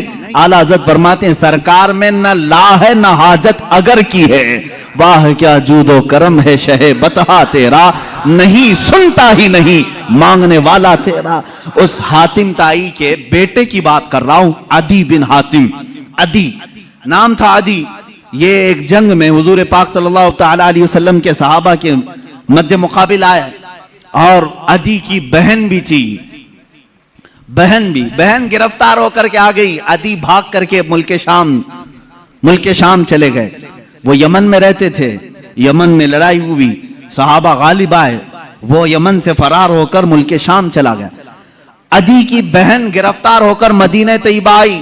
حضور پاک صلی اللہ تعالی علیہ وسلم نے صحابہ سے فرمایا اگرچہ وہ قیدی بن کر کے آئی لیکن حاتم کی بیٹی ہے, اس کے ساتھ اچھے اخلاق سے پیش آؤ. قیدیوں کے ساتھ اچھے اخلاق سے پیش آنا میرے آقا کی شان ہے. کیریکٹر کی سرٹیفکیٹ بانٹنے والے آج جو امریکہ ہے سپر پاور کہلاتا ہے اپنے آپ کو, ابو غریب جیل, گوانتانامو بے جیل, یہ دنیا کی بدنام زمانہ جیل جہاں قیدیوں سے ایسا سلوک کیا گیا ہے جہاں جانوروں کی ساتھ بھی نہیں کیا جاتا. عراق کے قیدی, عراق کے, شام کے, ایران کے جو قیدی ان کے ہاں آئے ان جھیلوں میں رکھ کر کے اتنی سزائیں دی گئیں اللہ کی پناہ. ان کے امریکی فوجیوں نے قیدیوں کے منہ میں پیشاب کیا ہے. یہ تاریخ میں موجود چیزیں ہیں, اور ان کو اذیتوں سے ایسا گزارا ہے کہ میں بیان نہیں کر سکتا ان کے ساتھ کیا کیا کیا جاتا ہے. جانوروں سے بھی زیادہ ذلیل ان کے مسلے کیے گئے ہیں, آنکھوں میں سلائیاں پھیری گئیں. آج کے زمانے میں یہ قیدیوں کے ساتھ اس طرح کا سلوک کرتے ہیں. اللہ کے نبی صلی اللہ تعالی علیہ وسلم نے قیدیوں کے ساتھ برا سلوک نہیں فرمایا. بدر سے ہی لے لیں آپ, جنگ بدر میں تو 70 قیدی آ گئے تھے, لیکن اللہ کے نبی صلی اللہ علیہ وسلم نے کسی کو نہ جلانے کا حکم دیا نہ مارنے کا. بعض صحابہ کہہ رہے تھے کہ یہ وہی لوگ ہیں جو مکہ میں صحابہ کو مارتے تھے, قتل بھی کیا ہے ان لوگوں نے, یہ آج پکڑے گئے ان کو ماریں. نبی کونین صلی اللہ تعالی علیہ وسلم نے ان قیدیوں کے متعلق کہا جس کے پاس فدیہ ہے فدیہ دے کر کے آزاد ہو جائے, اور جس کے پاس فدیہ دینے کی رقم نہیں ہے وہ میرے 10 صحابہ کو کوئی ہنر سکھا دے وہ آزاد ہو جائے. جنگ میں قیدی ہو کر کے آئے ہیں, ایسوں کو تو کوئی نہیں چھوڑتا. ہاتھ دے کے لئے بارڈر کراس ہو کر کے کبھی ہندوستانی پاکستان پہنچ جائے 40 سال تک نہ پاکستان چھوڑتا ہے نہ کہیں کوئی دوسرا ملک چھوڑتا ہے. بارڈر کراس کر لیا اللیگل قیدی ہے وہ, پوری زندگی کا قیدی. آج پوری دنیا جانتی ہے, لیکن اخلاق رسول کی ایک مثال تم نہیں پیش کر سکو گے. قیدیوں کے ساتھ قیدی جب آ جاتے تھے تو مسجد نبوی میں ہی انہیں رکھا جاتا تھا. ایسا نہیں کہ ان کو جنگل میں, میدان میں, صحرا میں باندھ کر کے رکھتے. مسجد نبوی کا ایک حصہ ان کے لیے رکھ دیا گیا تھا کہ جو بھی جنگوں میں قیدی گرفتار ہو کر کے آئے انہیں یہاں رکھو. کیوں؟ اس لیے کہ وہ قیدی صرف 2 دن قید میں رہتے, 3 دن قید میں رہتے, پھر چھوٹ جاتے. کیوں چھوٹ کیوں جاتے؟ اس لیے کہ صحابہ کے اخلاق اور نمازیں جو دیکھتے وہیں سے وہ کلمے پڑھنے لگ جاتے تھے. یہ حکمت بالغہ تھی میرے آقا صلی اللہ علیہ وسلم کی. قیدیوں کو محبتوں سے ایمان کی طرف بھی بلایا, اور جو ایمان لایا پھر وہ کسی کا قیدی نہیں, پھر کسی کا قیدی نہیں. حتیٰ کہ قاتل بھی ایمان لایا ہے تو حضور نے معاف کیا ہے. اب عدی بن حاتم کی بات میں کر رہا ہوں. عدی بن حاتم بعد میں یہ صحابی ہو گئے. عدی بن حاتم جن کے متعلق یہ روایت ہے کہ وہ بھاگ کر کے ملک شام چلے گئے, ان کی بہن کو حضور صلی اللہ تعالی علیہ وسلم نے آزاد کیا اور کہا جاؤ تمہارے بھائی کو بھی خوشخبری دے دو کہ اگر وہ آ جائیں تو انہیں بھی معاف کر دیا جائے گا. وہ گئی, جا کر کے عدی سے حضور کی بڑی تعریفیں کی, ایسے اخلاق والا میں نے کبھی کسی کو نہیں دیکھا. اے میرے بھائی چلو تو تم مدینے مل کے آتے ہیں. وہ اپنے بھائی کو لے کر مدینے آئی. حضور پاک صلی اللہ تعالی علیہ وسلم سے پہلے تو ملنا نہیں چاہ رہے تھے. عدی جب آئے, حضور پاک صلی اللہ تعالی علیہ وسلم نے مصافحہ کیا اور ہاتھ اپنے ہاتھ میں لے کر کے ہی چلنے لگے. وہ ایمان والے نہیں, ہاتھ اپنے ہاتھ میں لے کر مسجد نبوی کی طرف چلنے لگے. عدی کہتے ہیں کہ مجھے تو ایمان لانا نہیں تھا, حضور پاک صلی اللہ تعالی علیہ وسلم کو صرف دیکھنے کے لیے آئے تھے. وہ اپنے اعلیٰ باپ کے بیٹے حاتم طائی کا بیٹا تھا, بہت اچھے اخلاق والا حاتم طائی. لیکن حضور پاک صلی اللہ تعالی علیہ وسلم کے پاس جب حاتم طائی کا بیٹا آیا ہے, مسجد نبوی جانے سے پہلے راستے میں ایک بوڑھی عورت دوڑتی ہوئی آئی. الجھے ہوئے بال ہیں, پرانے کپڑے ہیں, دھول میں ہٹی ہوئی ہے, لوگوں کو ہٹاتے ہٹاتے آ رہی ہے. اللہ کے نبی صلی اللہ علیہ وسلم رک گئے. صحابہ نے کہا حضور یہ تو پاگل عورت ہے, بد زبان ہے, بہت بولتی ہے, آپ کے پاس آئے گی وقت ضائع کرے گی, کچھ نہ کچھ بولتی رہے گی. حضور نے فرمایا ہٹو اس کو آنے دو. صحابہ روک رہے تھے, وہ خاتون آگے بڑھتی آئی. اللہ کے نبی صلی اللہ علیہ وسلم نے فرمایا مجھے معلوم ہے پورے مدینے میں اس کی کوئی بات نہیں سنتا, اگر میں بھی نہ سنوں تو وہ کس کو سنائے گی. عدی بن حاتم کہتے ہیں میرا ہاتھ میرے آقا صلی اللہ علیہ وسلم کے ہاتھ میں تھا. وہ خاتون آئی, منٹ 2 منٹ نہیں گھنٹوں کھڑا کر کے رکھی رہی, بات کرتی رہی, بات کرتی رہی, بات کرتی رہی, اور کہی ہوئی بات وہی پلٹا پلٹا کر دوبارہ وہی باتیں کرتی رہی. عدی بن حاتم کہتے ہیں میں حضور کو دیکھ رہا تھا, اس عورت کی بات کو ایسے سن رہے ہیں جیسے کسی بڑے دانشمند کی بات سن رہے ہوں. بار بار اسے سر ہلا کر کے کہتے ہیں ہاں اچھا ایسی بات ہے, اچھا ایسی بات ہے. عدی بن حاتم کہتے ہیں یہ اللہ کا رسول ہے جو سامنے والے کو یہ احساس بھی ہونے نہیں دیتا کہ وہ پاگل ہے, یہ احساس بھی ہونے نہیں دیتا کہ اس کا ذہنی توازن خراب ہے. وہ عورت فخر سے کہتی تھی کہ تم لوگ مجھے پاگل کہتے ہو, دنیا کا سب سے اعلیٰ انسان میری بات سنتا ہے, سب سے اعلیٰ انسان میری بات سنتا ہے. لوگوں کی فیلنگ کو سمجھا کرو, کسی سے تھوڑی دیر بیٹھ کر کے تم گفتگو سن لو تو اس کی فیلنگ بڑھ جاتی ہے. عزیزان گرامی, عدی کہتے ہیں میں اسی وقت ایمان لے آیا. میں نے ایسے اخلاق کسی کے نہیں دیکھے جو عام قسم کے لوگوں کی بھی باتیں سننے کے لیے کھڑا ہو جاتا ہو اور اسے احساس ہونے نہیں دیتا. عزیزان گرامی وقار, مجھے آج بڑا قلق ہوتا ہے ان بچوں کو جن کی مائیں روتے ہوئے آ کر کہتی ہیں میرا بیٹا 2 منٹ بھی میرے پاس بیٹھتا نہیں, میری باتیں نہیں سنتا. کیا تمہاری ماں پاگل ہو چکی ہے؟ کیا تمہاری ماں بے وقوف ہو گئی ہے, بوڑھی ہو گئی ہے؟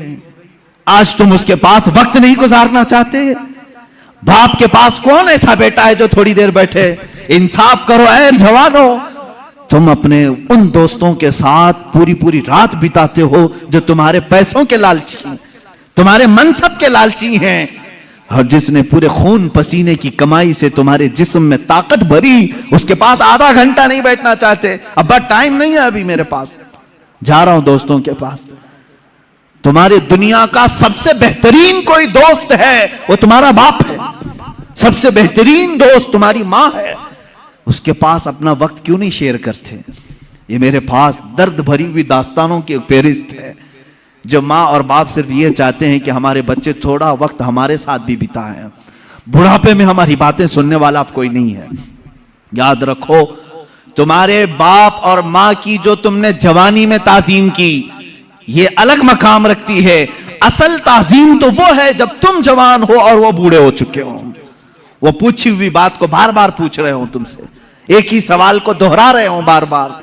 تم چلا کر کے کہو گے اماں ابھی تو بتایا تھا, بار بار کیا پوچھتی ہے؟ نہ میرے عزیز, تم امت مصطفیٰ ہو. میرے آقا صلی اللہ تعالی علیہ وسلم ایک ایسی عورت جس کے مدینے میں کوئی بات نہیں سنتا, ایک ہی بات کو 70 بار سنا ہوگا, لیکن کبھی حضور نے نہیں فرمایا ابھی تھوڑی دیر پہلے تو نے کہا تھا نا. اس کی بات ہر بات سنتے رہے. اپنے ماں باپ میں سے جب کوئی بڑھاپے کو پہنچ جائے, وہ تم سے بار بار سوال کرنے لگے, تو انہیں یہ احساس بھی ہونے نہیں دینا کہ انہوں نے تم کو اس سے پہلے بھی کوئی بات پوچھی تھی؟ ہر بار نئی تازگی کے ساتھ جواب دو، ہاں اماں ایسی بات تو ہے۔ کبھی تمہاری ماں نے پوچھا بیٹا صبح ناشتہ کیے تھے؟ کہا ہاں اماں ناشتہ ہو گیا۔ تھوڑی دیر کے بعد پھر پوچھی اماں بیٹا ناشتہ کیے تھے؟ کہا ہاں اماں ابھی تو ناشتہ کیا تھا۔ پھر پوچھا اس نے ناشتہ کیے بیٹا؟ کہا ہاں اماں ناشتہ کیا۔ یہ نہیں کہ اماں ابھی تو بتایا پھر پوچھ رہی ہو، نہیں، اسے یہ احساس تک ہونے نہ دو کہ اس نے 2 بار تم کو پہلے پوچھا ہے۔ یہ ہے ماں باپ کی تعظیم، یہ ہے حسن اخلاق۔ اللہ کے نبی صلی اللہ تعالی علیہ وسلم ان کی باتیں سنتے تھے جن کی دنیا میں کوئی نہیں سنتا تھا۔ اسی لیے شاعر نے کہا ہے لگاتے ہیں سینے سے اس کو بھی آقا جو ہوتا نہیں منہ لگانے کے قابل، جو ہوتا نہیں منہ لگانے کے قابل ہے۔ میرے عزیزو یہی تو ایک بھرم ہمارے پاس ہے، یہی تو ایک آس ہمارے پاس ہے۔ آج ہماری کوئی سنتا ہے تو صرف مصطفیٰ کریم کا دربار ہے، میرے آقا صلی اللہ تعالی علیہ وسلم۔ یہ آس بڑھ جاتی ہے، ہماری امیدیں بڑھ جاتی ہیں کہ ہماری اگر دنیا میں آج کوئی نہیں سن رہا، انشاءاللہ ایک دن مدینے پہنچ کر سب سنائیں گے، سب سنائیں گے۔ میرے آقا صلی اللہ تعالی علیہ وسلم دھتکاریں گے بھی نہیں، انکاریں گے بھی نہیں، سنیں گے پوری باتیں۔ یہاں تک کہ اللہ کے نبی صلی اللہ تعالی علیہ وسلم کے پاس لوگ آتے اپنی درد کی داستانیں سنانے کے لیے۔ کبھی آپ نے محسوس کیا کہ میری زندگی ایسی تو بن جائے کوئی میرے پاس آ کر کے اپنے غم کو سنا لے؟ میں اپنی تعریف نہیں کرتا، کبھی کبھار میرے پاس ایسا ہوتا ہے، لکھنے میں بیٹھا ہوں، پڑھنے میں مصروف ہوں، کوئی درد کے مارے ہوئے لوگ یا کوئی خاتون، عورتیں جب بات کرتی ہیں تو بہت زیادہ بات کرتی ہیں، ہوتا ہے کہ ڈانٹ دیا جائے، رکھ دیا جائے، لیکن اخلاق مصطفیٰ یہ ہوتے ہیں، ہم یہ سوچ لیتے ہیں کہ شاید تھوڑی دیر بات کرنے سے اس کی دل کی بھڑاس نکل جائے، اس کا دل ہلکا ہو جائے۔ اگر اللہ نے مجھے ذریعہ بنا لیا تو یہ بھی اس کا انعام ہے۔ بنو اس طرح سے کہ تمہیں کوئی اپنا درد سنا سکے، تمہارے کندھے پر سر رکھ کر کے رو کر اپنا ہلکان کر سکے، 2 آنسو تمہارے سامنے بہا لے تو اسے ہلکا لگنے لگے۔ یہ نہیں کہ تم ہر ایک سے جی چھڑاتے ہوئے، جان چھڑاتے ہوئے بھاگتے رہو۔ کتنی مائیں آج تمہارے انتظار میں ان جوانوں کی۔ میں نے شاید اسے قبل بھی کہا ہو اپنی تقریروں میں، پھر میں آج دہراتا ہوں۔ ایک نوجوان ہے آج بھی، میں بچوں سے کہتا ہوں وقت کو غنیمت جانو میرے عزیز بچوں، جو اللہ نے تمہیں ماں باپ کی دولت سے نوازا ہے یہ دوبارہ نہیں ملتے۔ ایک بار ان کا جنازہ نکل جاتا ہے تو دنیا میں اندھیرا چھا جاتا ہے، پھر دوبارہ باپ کی جیسی کوئی چھت بھی نہیں ملتی اور ماں کی جیسا کوئی سایہ بھی نہیں ملتا۔ یہ یاد رکھنا ہمیشہ۔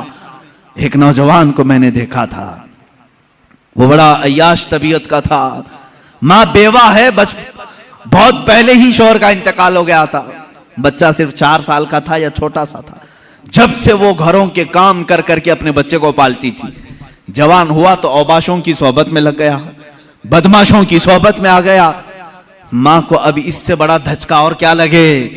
ایک دن آئی تھی میرے پاس روتے ہوئے، کہا غضب ہو گیا، زندگی نے پہلے ہی میرے سے شوہر کی جدائی، اور میں نے ایسے ایام کاٹے کہ لوگوں کے جھوٹے برتن دھوئے، اس امید پر کہ ایک بیٹا ہے جوانی میں، یہ جب پہنچے گا تو میرے بڑھاپے کا سہارا ہوگا، لیکن مفتی صاحب ایسا ہو گیا کہ میرا بیٹا بدماشوں کی صحبت میں چلا گیا، اب میرا وہ آخری سہارا بھی ختم ہے، میں کس کے پاس جاؤں۔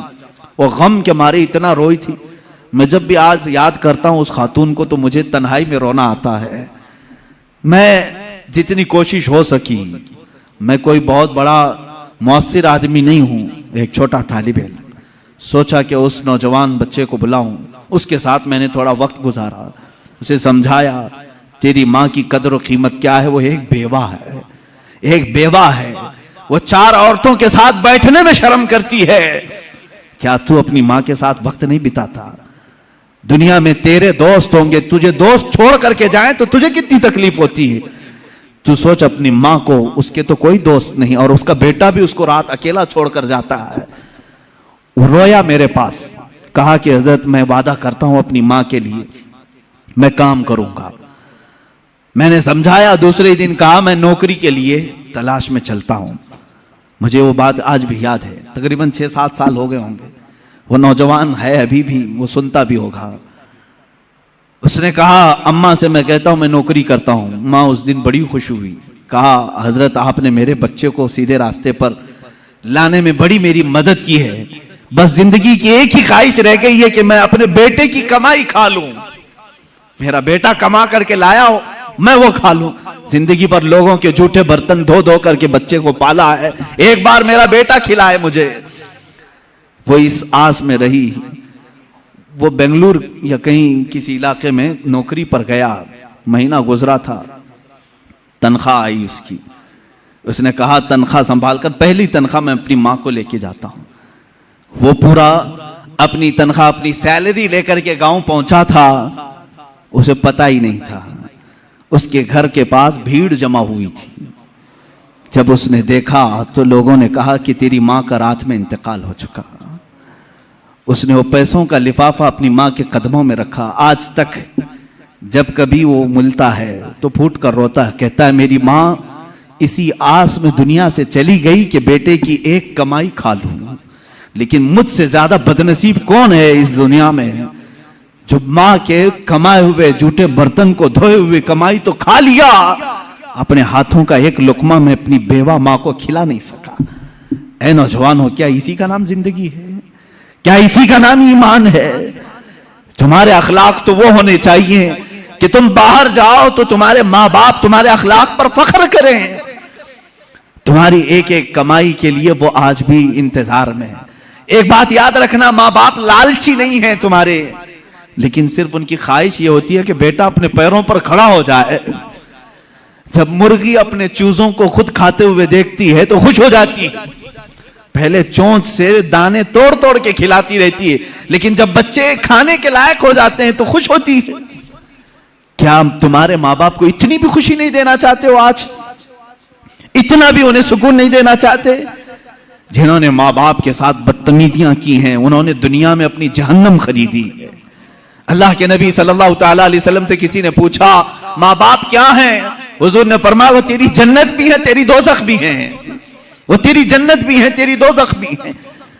جس نے ماں باپ کے ساتھ برا سلوک کیا اس نے دنیا میں دوزخ خرید لی ہے. اللہ کے نبی صلی اللہ علیہ وسلم نے یہاں تک فرمایا میں تو چاہتا ہوں کہ جس گھر میں والدین کا نافرمان ہو اس کے گھر کو آگ لگا دوں, دنیا میں آگ لگا دوں. یہ بات یہاں سے نکلی تھی کہ تم امت مصطفیٰ ہو. میرے اخلاق, میرے آقا کے اخلاق تو یہ تھے. عام خاتون جو دنیا کی ہے, مدینے کی گلیوں میں بوڑھی عورت ہے, پھٹے کپڑے ہیں, الجھے بال ہیں, اس کی بات سننے کے لیے پورے کائنات کا آقا کھڑا ہو سکتا ہے. تو ہے میرے عزیز, تم اپنی ماں کے لیے تھوڑا سا وقت نہیں نکال سکتے؟ اپنی ماؤں کے پاس وقت گزارو. میں سمجھتا ہوں دنیا کا عظیم وقت ہے, دنیا کا عظیم وقت ہے. میں بھی آج اپنی ڈائری میں نے لکھا ہے, میں نے بہت ساری جگہوں پر تعلیم حاصل کی ہے, مدرسوں میں پڑھا ہوں, حفظ قرآن ہوا ہے, عالم پڑھے ہیں یا مفتی کورس کیے ہیں, جہاں جہاں وقت گزارے ہیں. لیکن میں نے محسوس کیا ہے میری زندگی کا سب سے قیمتی وقت وہ ہے جب میرے باپ بیمار تھے اور میں ان کے قدموں میں بیٹھا رہا ہوں, ان کی آخری نصیحتیں سن رہا ہوں. اس سے بہتر وقت ہماری زندگی میں نہیں آیا. ایک میرے استاد گرامی مرشد گرامی کے پاس گزارا ہوا وقت, وہ میری زندگی کا لب لباب ہے, حاصل کلام ہے. میں سمجھتا ہوں میری نجات کا کوئی ذریعہ ہے تو یہی دو وقت ہیں. باقی تو میں نے بھی دنیا میں کوئی اچھا کام نہیں کیا. لیکن میرے عزیزو یاد رکھو, تمہارے پاس, تمہارے والدین کے پاس گزارا ہوا تھوڑا وقت تو ہونی چاہیے. خوش کرو ان اولاد, ان والدین کو. اور یہ بھی یاد رکھنا آج وہ تمہارے والدین ہیں, کل تم کسی اور کے والدین بننے والے ہو. کل تم بھی باپ بنو گے, تمہارے سامنے بھی تمہارے بچے آئیں گے اور تم اس وقت درد کی سسکیاں لیتے رہو گے.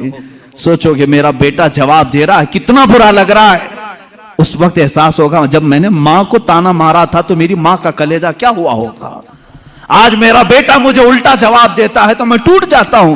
میں نے تو باپ کو اس سے بھی سخت جملے کہے تھے, میرا باپ کتنا ٹوٹا ہوگا. اس دن تمہیں احساس ہوگا, اس دن تمہیں خیال آئے گا. اسی لیے اپنے ان اخلاق عالی کو آج اپنی زندگی میں لے آؤ.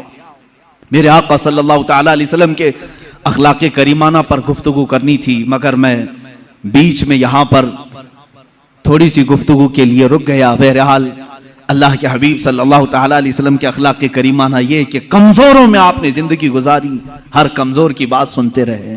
ایک صحابی ہیں ظاہر بن حرام اشجعی رضی اللہ تعالیٰ، نہایت غریب صحابی تھے، گاؤں کے رہنے والے تھے، اور سبزیاں جمع کر کے مدینے میں بیچنے کے لیے آتے تھے، سبزیاں لے کر، تازی تازی سبزیاں لے کر کے مدینے میں آتے، اور ان کی عادت تھی ہر پہلی سبزی حضور کے پاس لے کے آتے تھے، حضور کی بارگاہ میں پیش کرتے۔ اللہ کے نبی صلی اللہ علیہ وسلم نے اپنی حدیث میں ان کا مقام بیان کیا۔ ایک گاؤں سے آنے والے صحابی، دیہات کے رہنے والے، حضور نے فرمایا اے لوگو، دنیا میں جتنے انسان ہیں، ہر شہر میں رہنے والے آدمی کا ایک گاؤں والا کوئی نہ کوئی دوست ہوتا ہے، اور ہر گاؤں والے کا ایک شہری دوست ہوتا ہے۔ حضور فرماتے ہیں محمد کا دیہاتی دوست ظاہر بن حرام ہے۔ حضور صلی اللہ علیہ وسلم نے ان سے کہا یہ میرا دیہاتی ساتھی ہے، میرا گاؤں والا دوست ہے، دنیا میں یہ مقام کسی اور کو ملا ہی نہیں۔ ظاہر بن حرام، ان کے ساتھ حضور نے کیا معاملہ فرمایا۔ ایک دن وہ سبزیاں بیچ رہے تھے، اور وہ کالے کلر کے تھے، کپڑے پرانے پہنے ہوئے آتے تھے۔ لوگ ظاہر سی بات ہے سبزیاں بیچنے والے، کام کاج کرنے والے، کھیتی باڑی کا کام کرنے والے لوگ سبزیاں لے کر کے دور سے ہی چلے جاتے ہیں۔ ایک دن بازار میں خود میرے آقا صلی اللہ علیہ وسلم تشریف لائے، اور وہ آواز دے رہے تھے کوئی ہے سبزی لے گا، تازی تازی سبزی، تازی تازی سبزی۔ حضور پاک صلی اللہ علیہ وسلم پیچھے سے آئے اور ان کی پیشانی پر، ان کی آنکھوں پر اپنا ہاتھ رکھ دیا، ان کی آنکھوں پر ہاتھ رکھ دیا، اور پھر اس کے بعد خاموش کھڑے رہے۔ وہ صحابی نے دیکھا، خوشبو سے محسوس کر لیا یہ کائنات کا افضل و اعلیٰ اشرف و اکمل انسان میرے پیچھے ہے۔ اپنی پیٹھ کو حضور کے سینے سے ملنے لگے، اپنا جسم حضور سے لگانے لگے۔ حضور پاک نے مسکرایا، اور پھر بازار والے دیکھتے رہے۔ بازار والوں کو حضور نے فرمایا اے لوگوں، کوئی مجھ سے اس غلام کو خریدے گا؟ کوئی خریدے گا؟ جبکہ وہ حضور کے غلام نہیں تھے۔ حضور پاک صلی اللہ علیہ وسلم نے جب یہ اعزاز کے ساتھ انہیں نوازا تو انہوں نے کہا یا رسول اللہ صلی اللہ علیہ وسلم، مجھ جیسے کی بھی کوئی قیمت ہے؟ مجھے کون خریدے گا؟ کالا کلوٹا ہوں، پھٹے لباس میں رہتا ہوں، کھیتی باڑی کا کام کرتا ہوں۔ اللہ کے نبی صلی اللہ علیہ وسلم نے فرمایا اے ظاہر بن حرام، آج کے بازار میں سبزی تو بیچنے آ رہا ہے، مگر آج محمد عربی صلی اللہ علیہ وسلم ظاہر کو بیچ رہا ہے، اور خریدار کوئی نہیں، اللہ رب العزت ہے۔ تیری عزت اللہ کی بارگاہ میں۔ ایک فقیر، ایک مزدور کے ساتھ یہ اخلاق کس کے ہیں؟ رسول پاک صلی اللہ علیہ وسلم کے۔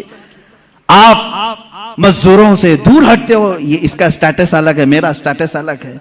یہاں تک کہ اللہ کے نبی صلی اللہ علیہ وسلم سے ایک صحابی کہتے ہیں میں گیا، چھوٹا مکان تھا، میں نے دعوت دے دی کہ حضور آ جائیں۔ حضور پاک صلی اللہ تعالیٰ علیہ وسلم تشریف لے کر آ گئے۔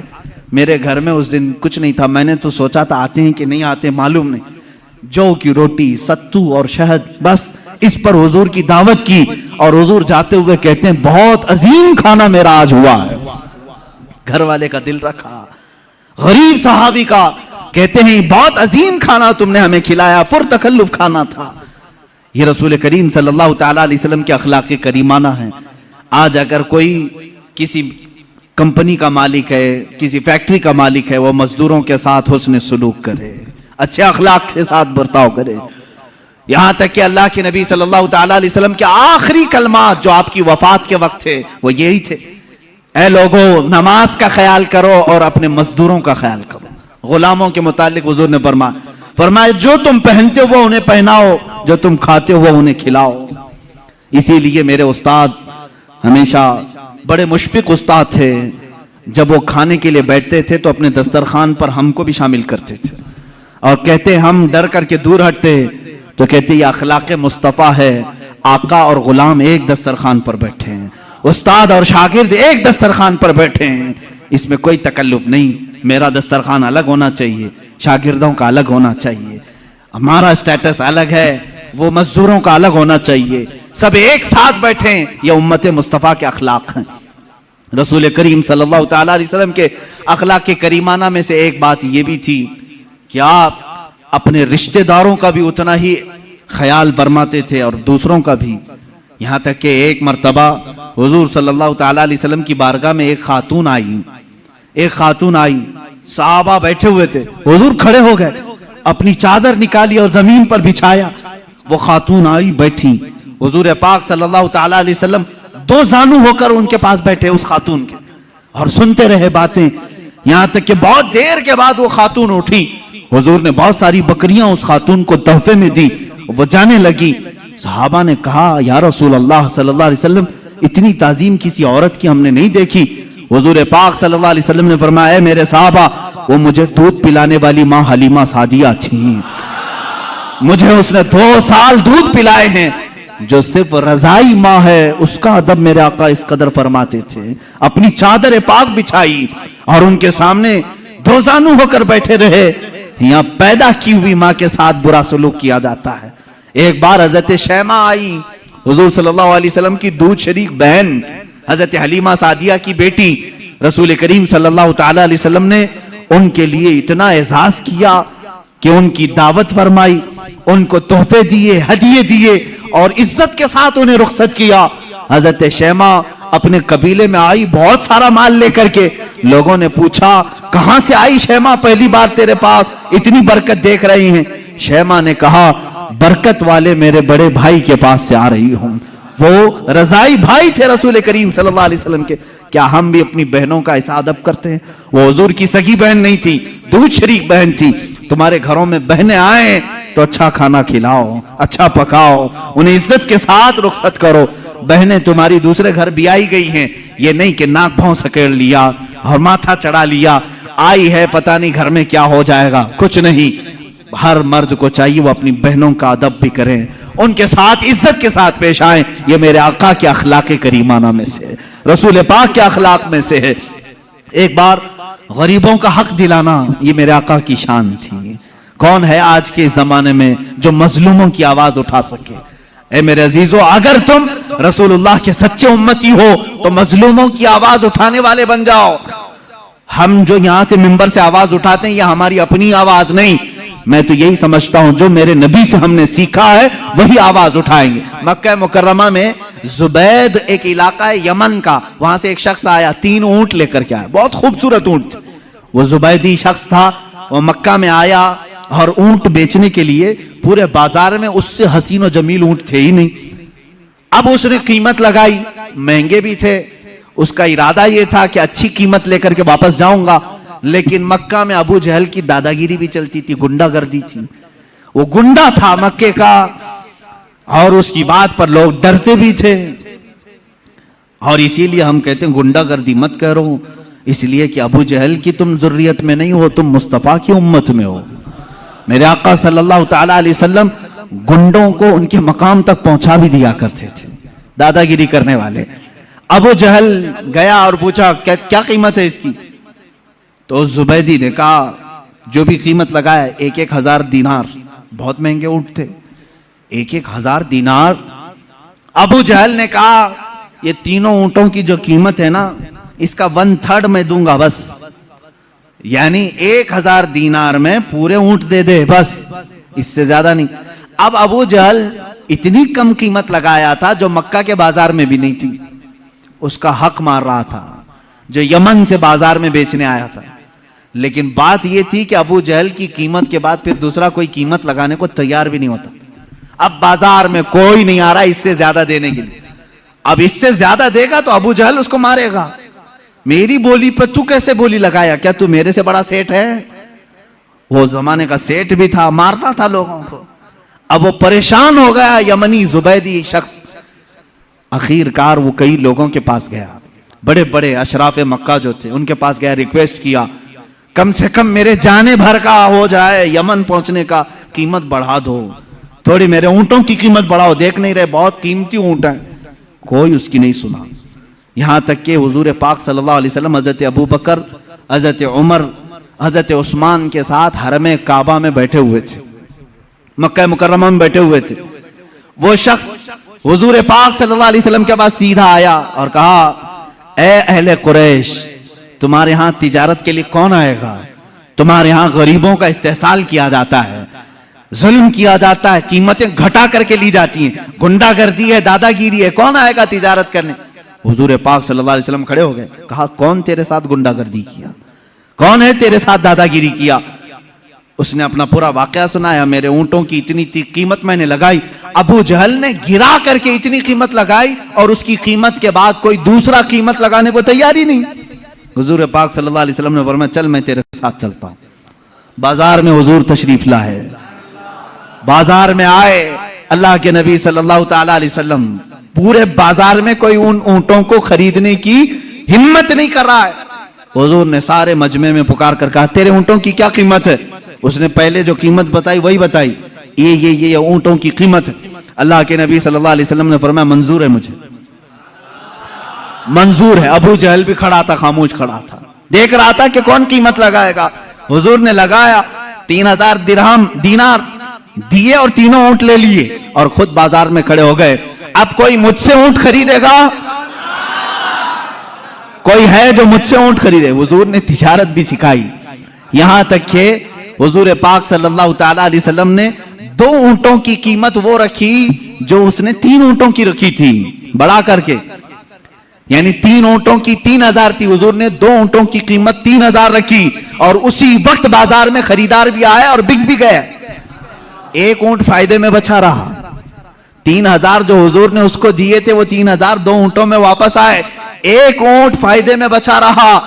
اس ایک اونٹ کو میرے آقا صلی اللہ علیہ وسلم نے بیچا، دوسرا خریدار آیا اور وہ پورے مال کو وہی یمنی زبیدی شخص کے حوالے کیا، اپنے اہل خانہ کو، اپنے گھر والوں کو سب میں تقسیم کیا۔ یہ سب ماجرا دیکھ رہے تھے، ابو جہل کھڑا تھا، سیدھے حضور چلتے ہوئے ابو جہل کے پاس آئے، سیدھے اس سے کہا یا عمر، اس کا نام عمر تھا، اے ابو جہل، اے عمر، آئندہ دوبارہ کسی بھی مظلوم کے ساتھ ایسا معاملہ نہ کرنا، ورنہ تیرے ساتھ وہ سلوک ہوگا میری جانب سے جس کو تو کبھی زندگی میں پسند نہیں کرے۔ اس نے کہا ٹھیک ہے، میں وعدہ کرتا ہوں آئندہ سے کسی کی قیمت نہیں گراؤں گا۔ بھیگی بلی بن گیا، ڈر گیا اتنا، جس کے رعب سے سارے لوگ ڈر رہے تھے، کچھ نہیں۔ حضور شاہانہ فتح کے ساتھ نکلے، سارے قریش کے سردار جلدی جلدی دوڑے آئے۔ ابو جہل سے کہا کیا ہو گیا، کیوں گگی بن گئی تھی؟ محمد سے ڈر گئے؟ ہم تو ان کے خلاف میٹنگیں کرتے رہتے ہیں، سب کے سامنے انہوں نے تجھے ڈرا لیا اور تو ہاں ہاں کرتا رہا، وعدہ بھی کر لیا آئندہ کبھی نہیں کروں گا، کیا بات ہے؟ سنو میرے عزیزو، اللہ کی عظیم فتح اور نصرت کیسی ہوتی ہے۔ ابو جہل کہتا ہے لوگوں کیا بتاؤں، بات یہ ہے کہ محمد کی بات کو میں انکار کر سکتا تھا، لیکن جب وہ میرے سامنے بات کرنے کے لیے آئے تو میں نے دیکھا ادھر 500 ادھر 500 نیزہ لے کر کوئی لوگ کھڑے ہوئے تھے، اگر میں انکار کرتا سارے نیزے میرے اوپر آ جاتے تھے۔ اتنی بڑی جماعت محمد اکیلے لے کر کے آئے ہیں، میں مانتا نہ کیا کرتا، یہاں مانوں نہ تو کیا کروں، میری جان تو ہی دے سکتا تھا۔ میں مان لیا، جیسے ہی میں مان لیا وہ جماعت بھی غائب ہوئی، محمد بھی چلے گئے۔ مجھے معلوم تھا کہ محمد کوئی جماعت لے کر کے آئے۔ مکہ والوں نے کہا کوئی بھی جماعت نہیں تھی، وہ اکیلے آئے تھے۔ میرے عزیزو، یہ اللہ کی فتح ہے، کمزوروں کے حق دلانے کے لیے جو کھڑا ہوتا ہے اللہ اپنے فرشتوں کو اس کا حامی بنا کر بھیجتا ہے۔ تم آواز اٹھاؤ غریبوں کے لیے، آواز اٹھاؤ مظلوموں کے لیے، آواز اٹھاؤ کمزوروں کے لیے، یہ نہ دیکھو کہ تمہاری آواز کتنی ہے، تم کتنی حیثیت رکھتے ہو۔ آج مجھے بھی معلوم ہے میری کوئی حیثیت نہیں، میرے گھر کی کوئی ویلیو نہیں، میرے پاس کچھ نہیں، صرف اس لیے بولتا ہوں شاید اللہ رب العزت میرے نبی کے صدقے کوئی نصرت کی فوج ضرور بھیجے گا جو کمزوروں کے لیے آواز اٹھائے گا۔ میرے نبی کے لیے جیسے اللہ نے مدد بھیجی، اپنی امید کی امت کے لیے بھی ضرور وہ مدد نازل کرے گا۔ اے مسلمانوں، میرا یہی میسج تھا، اللہ کے حبیب کے اخلاق کو اپنا لو۔ اللہ کے رسول صلی اللہ تعالی علیہ وسلم سے عظیم اخلاق کسی اور کے نہیں ہیں۔ رحم کے معاملے میں، معاف کرنے کے معاملے میں، سچ بولنے کے معاملے میں، وعدہ وفائی کے معاملے میں، امانت کے معاملے میں، اور لوگوں سے ملاقاتوں کے معاملے میں، ایک دوسرے کو کھلانے کے معاملے میں، ایک دوسرے سے بات کرنے کے معاملے میں، ایک دوسرے کے دکھ درد میں شریک ہونے کے معاملے میں، لوگوں کے جنازے اٹھانے کے معاملے میں، بیماروں کی عیادت کرنے کے معاملے میں، بچوں کو مسکرانے کے معاملے میں، عورتوں کی باتیں سننے کے معاملے میں، بیواؤں کا بوجھ اٹھانے کے معاملے میں، ہر چیز میں میرے آقا کے اخلاق کی کوئی مثال نہیں. مکہ کی ایک بوڑھی عورت اپنا سامان لے کر کے کھڑی ہے, میرے آقا اس کے پاس چلے گئے. بی بی کہاں جا رہی ہے؟ کہا ایک مزدور چاہیے میرا سامان اٹھائے اور لے جائے. حضور نے کہا میرے کندھے حاضر ہیں, میں لے چلتا ہوں. اس بوڑھی عورت کے سامان کو اپنے کندھوں پر اٹھایا. وہ خاتون جہاں تک کہتی رہی حضور چلتے رہے. ایک گھر میں جا کر اس خاتون نے سامان اتروایا, صاف کر کے حضور نے اس کو اس گھر میں شفٹ کیا. میرے آقا نے پوچھا یہاں کیوں آئی بڑی بھی؟ وہ خاتون کہتی بیٹا بات بتا رہی ہوں غور سے سن لے. مکہ میں محمد نام کا ایک جادوگر آیا ہوا ہے, اس سے ڈر کر کے میں مکہ چھوڑ کر یہاں آئی ہوں, مکہ چھوڑ کر یہاں آئی ہوں. کہا محمد نام کا جادوگر آیا ہے, اس کا جادو سب پر چل جاتا ہے, میں نہیں چاہتی کہ میرے اوپر بھی جادو ہو جائے, میرا دین بدل جائے, میں مکہ چھوڑ کر یہاں آئی ہوں. میرے آقا کی آنکھوں میں آنسو آ گئے. کیا پروپیگنڈا پھیلایا تھا شیطانوں نے, ظالموں نے, کافروں نے. اس خاتون نے پوچھا تم کیوں روتے ہو؟ کہا جس کے ڈر سے تم آئی ہو وہ نام محمد میرا ہے, وہ نام محمد میرا ہے. وہ خاتون پھر حضور پاک صلی اللہ علیہ وسلم کے پاس ادب کے ساتھ کھڑی ہو گئی. کہا اے میرے نوجوان, اگر تیرا ہی نام محمد ہے تو میں گواہی دیتی ہوں تیرا لایا ہوا دین سب سے سچا دین ہوگا. جو بوڑھوں کا خیال کرتا ہو اور کمزوروں کا بوجھ اٹھاتا ہو وہ جھوٹے دین کا داعی نہیں ہو سکتا. اخلاق رسول میں آ جاؤ میرے عزیزو. میرے آقا صلی اللہ تعالی علیہ وسلم نے غربا اور مساکین کے بوجھ اٹھائے. ہمیں چاہیے کہ کمزوروں کی اعانت کریں, تعاون کریں. اللہ کے نبی صلی اللہ تعالی علیہ وسلم نے اپنے دسترخوان پر اپنا کھانا دوسروں کے لیے چھوڑ دیا اور خود بھوکے رہ گئے. کل جہاں ملک اور جو کی روٹی غذا, اس شکم کی قناعت پہ لاکھوں سلام. میرے آقا صلی اللہ تعالی علیہ وسلم کے ان اخلاق کریمانہ پر پوری رات گفتگو کرتے چلے جائیں, لیکن میں بتاتا ہوں سب کچھ اخلاق ملیں گے لیکن دنیا میں ثانی کوئی نہیں ملے گا, دوسرا کوئی نہیں ملے گا. ان اخلاق کا پیکر کوئی دوسرا نہیں ملے گا. بچوں کے ساتھ بھی وہی اخلاق ہیں. ایک بار بچوں کے ساتھ بیٹھے ہوئے ہیں, سب کو کھلاتے تھے. جب بھی حضور تجارت سے آتے تھے, کیفیت صحابہ بتاتے ہیں حضور مدینے میں انٹر ہو رہے ہیں یا مکہ میں داخل ہو رہے ہیں تجارت کے بعد, حضور صلی اللہ علیہ وسلم پورے محلے کے بچے بھاگتے ہوئے حضور کے پاس آتے. کوئی جبے سے لٹک گیا, کوئی کندھے سے لٹک گیا, کوئی کہاں لباس پکڑا ہوا ہے, حضور کسی کو روکتے نہیں, سارے بچوں کے ساتھ آتے اور تجارت میں ان کے لیے کچھ نہ کچھ لائے ہوتے, سب بچوں کو وہ گفٹ دیتے اور سب ہنسی خوشی چلے جاتے. ایک صحابی ہیں ام خالد, چھوٹی بچی ہیں, حضور صلی اللہ تعالی علیہ وسلم صحابہ کو کچھ بیان کر رہے ہیں, وہ چلتی ہوئی آئی, حضور کی چادر نکالی, پیچھے حضور کے مہر نبوت ہے, اس سے کھیلنے لگی. وہ نہایت ہی خوبصورت مہر نبوت تھی. ماں باپ نے ڈانٹ کر کے کہا بچی سے ام خالد سے ہٹ جا. رسول اللہ کے کندھے کے پاس پہنچ گئی. حضور نے فرمایا دعھا تلعبو, چھوڑو اسے کھیلنے دو میرے ساتھ. یہ اخلاق میرے آقا صلی اللہ علیہ وسلم, چھوڑو اس کو میرے ساتھ کھیلنے دو. انسان جب دنیا میں آیا ہے تو اس کے جینے کے انداز یہ بتاتے ہیں کہ اس میں کچھ اچھی چیزیں ہیں اور کچھ بری چیزیں ہیں. مثال کے طور پر اگر وہ مسکراتا ہے تو اچھا لگتا ہے, وہی اگر کسی پر تماچے لگاتا ہے تو برا لگتا ہے. انسان کی آنکھیں ہی دو طرح کی نظر آتی ہیں, دیکھنے میں آپ خود محسوس کر لیں گے کسی کے ساتھ. اگر وہ پھیلی ہوئی آنکھوں سے تمہیں دیکھے تو لگتا ہے کہ اس کے اندر رحم کا دریا زیادہ ہے, اور وہی وہ گھور کر کے دیکھنے لگے تو ایسا لگتا ہے کہ اکڑ مزاج کا آدمی ہے. یہی ہے اخلاق جو انسان کے مزاج کو بدل دیتے ہیں. گفتگو کرنے کا انداز یہ اخلاق میں سے آتا ہے. بات کرو کسی کے سامنے بیٹھ کر 5 منٹ, پتہ چلے گا اگر نرم گفتگو کرتا ہے تو اس کی طبیعت معلوم پڑ جاتی ہے. سخت گفتگو کرتا ہے اسی وقت آپ کترانے لگتے ہیں اور محفل سے اٹھنے کی کوشش کرتے ہیں. انسان کی گفتگو بھی اس کے اخلاق میں سے ہے, اس کا دیکھنا بھی اس کے اخلاق میں سے ہے, اس کا مسکرانا بھی اس کے اخلاق میں سے ہے. اسی لیے میرے آقا صلی اللہ تعالی علیہ وسلم کی بارگاہ میں ایک صحابی آئے اور انہوں نے پوچھا یا رسول اللہ صلی اللہ تعالی علیہ وسلم, اللہ نے انسان کو جو نعمتیں دی ہیں الگ الگ نعمتوں سے نوازا ہے, اس لیے کہ سب سے زیادہ نعمتیں انسان کو ملی ہیں.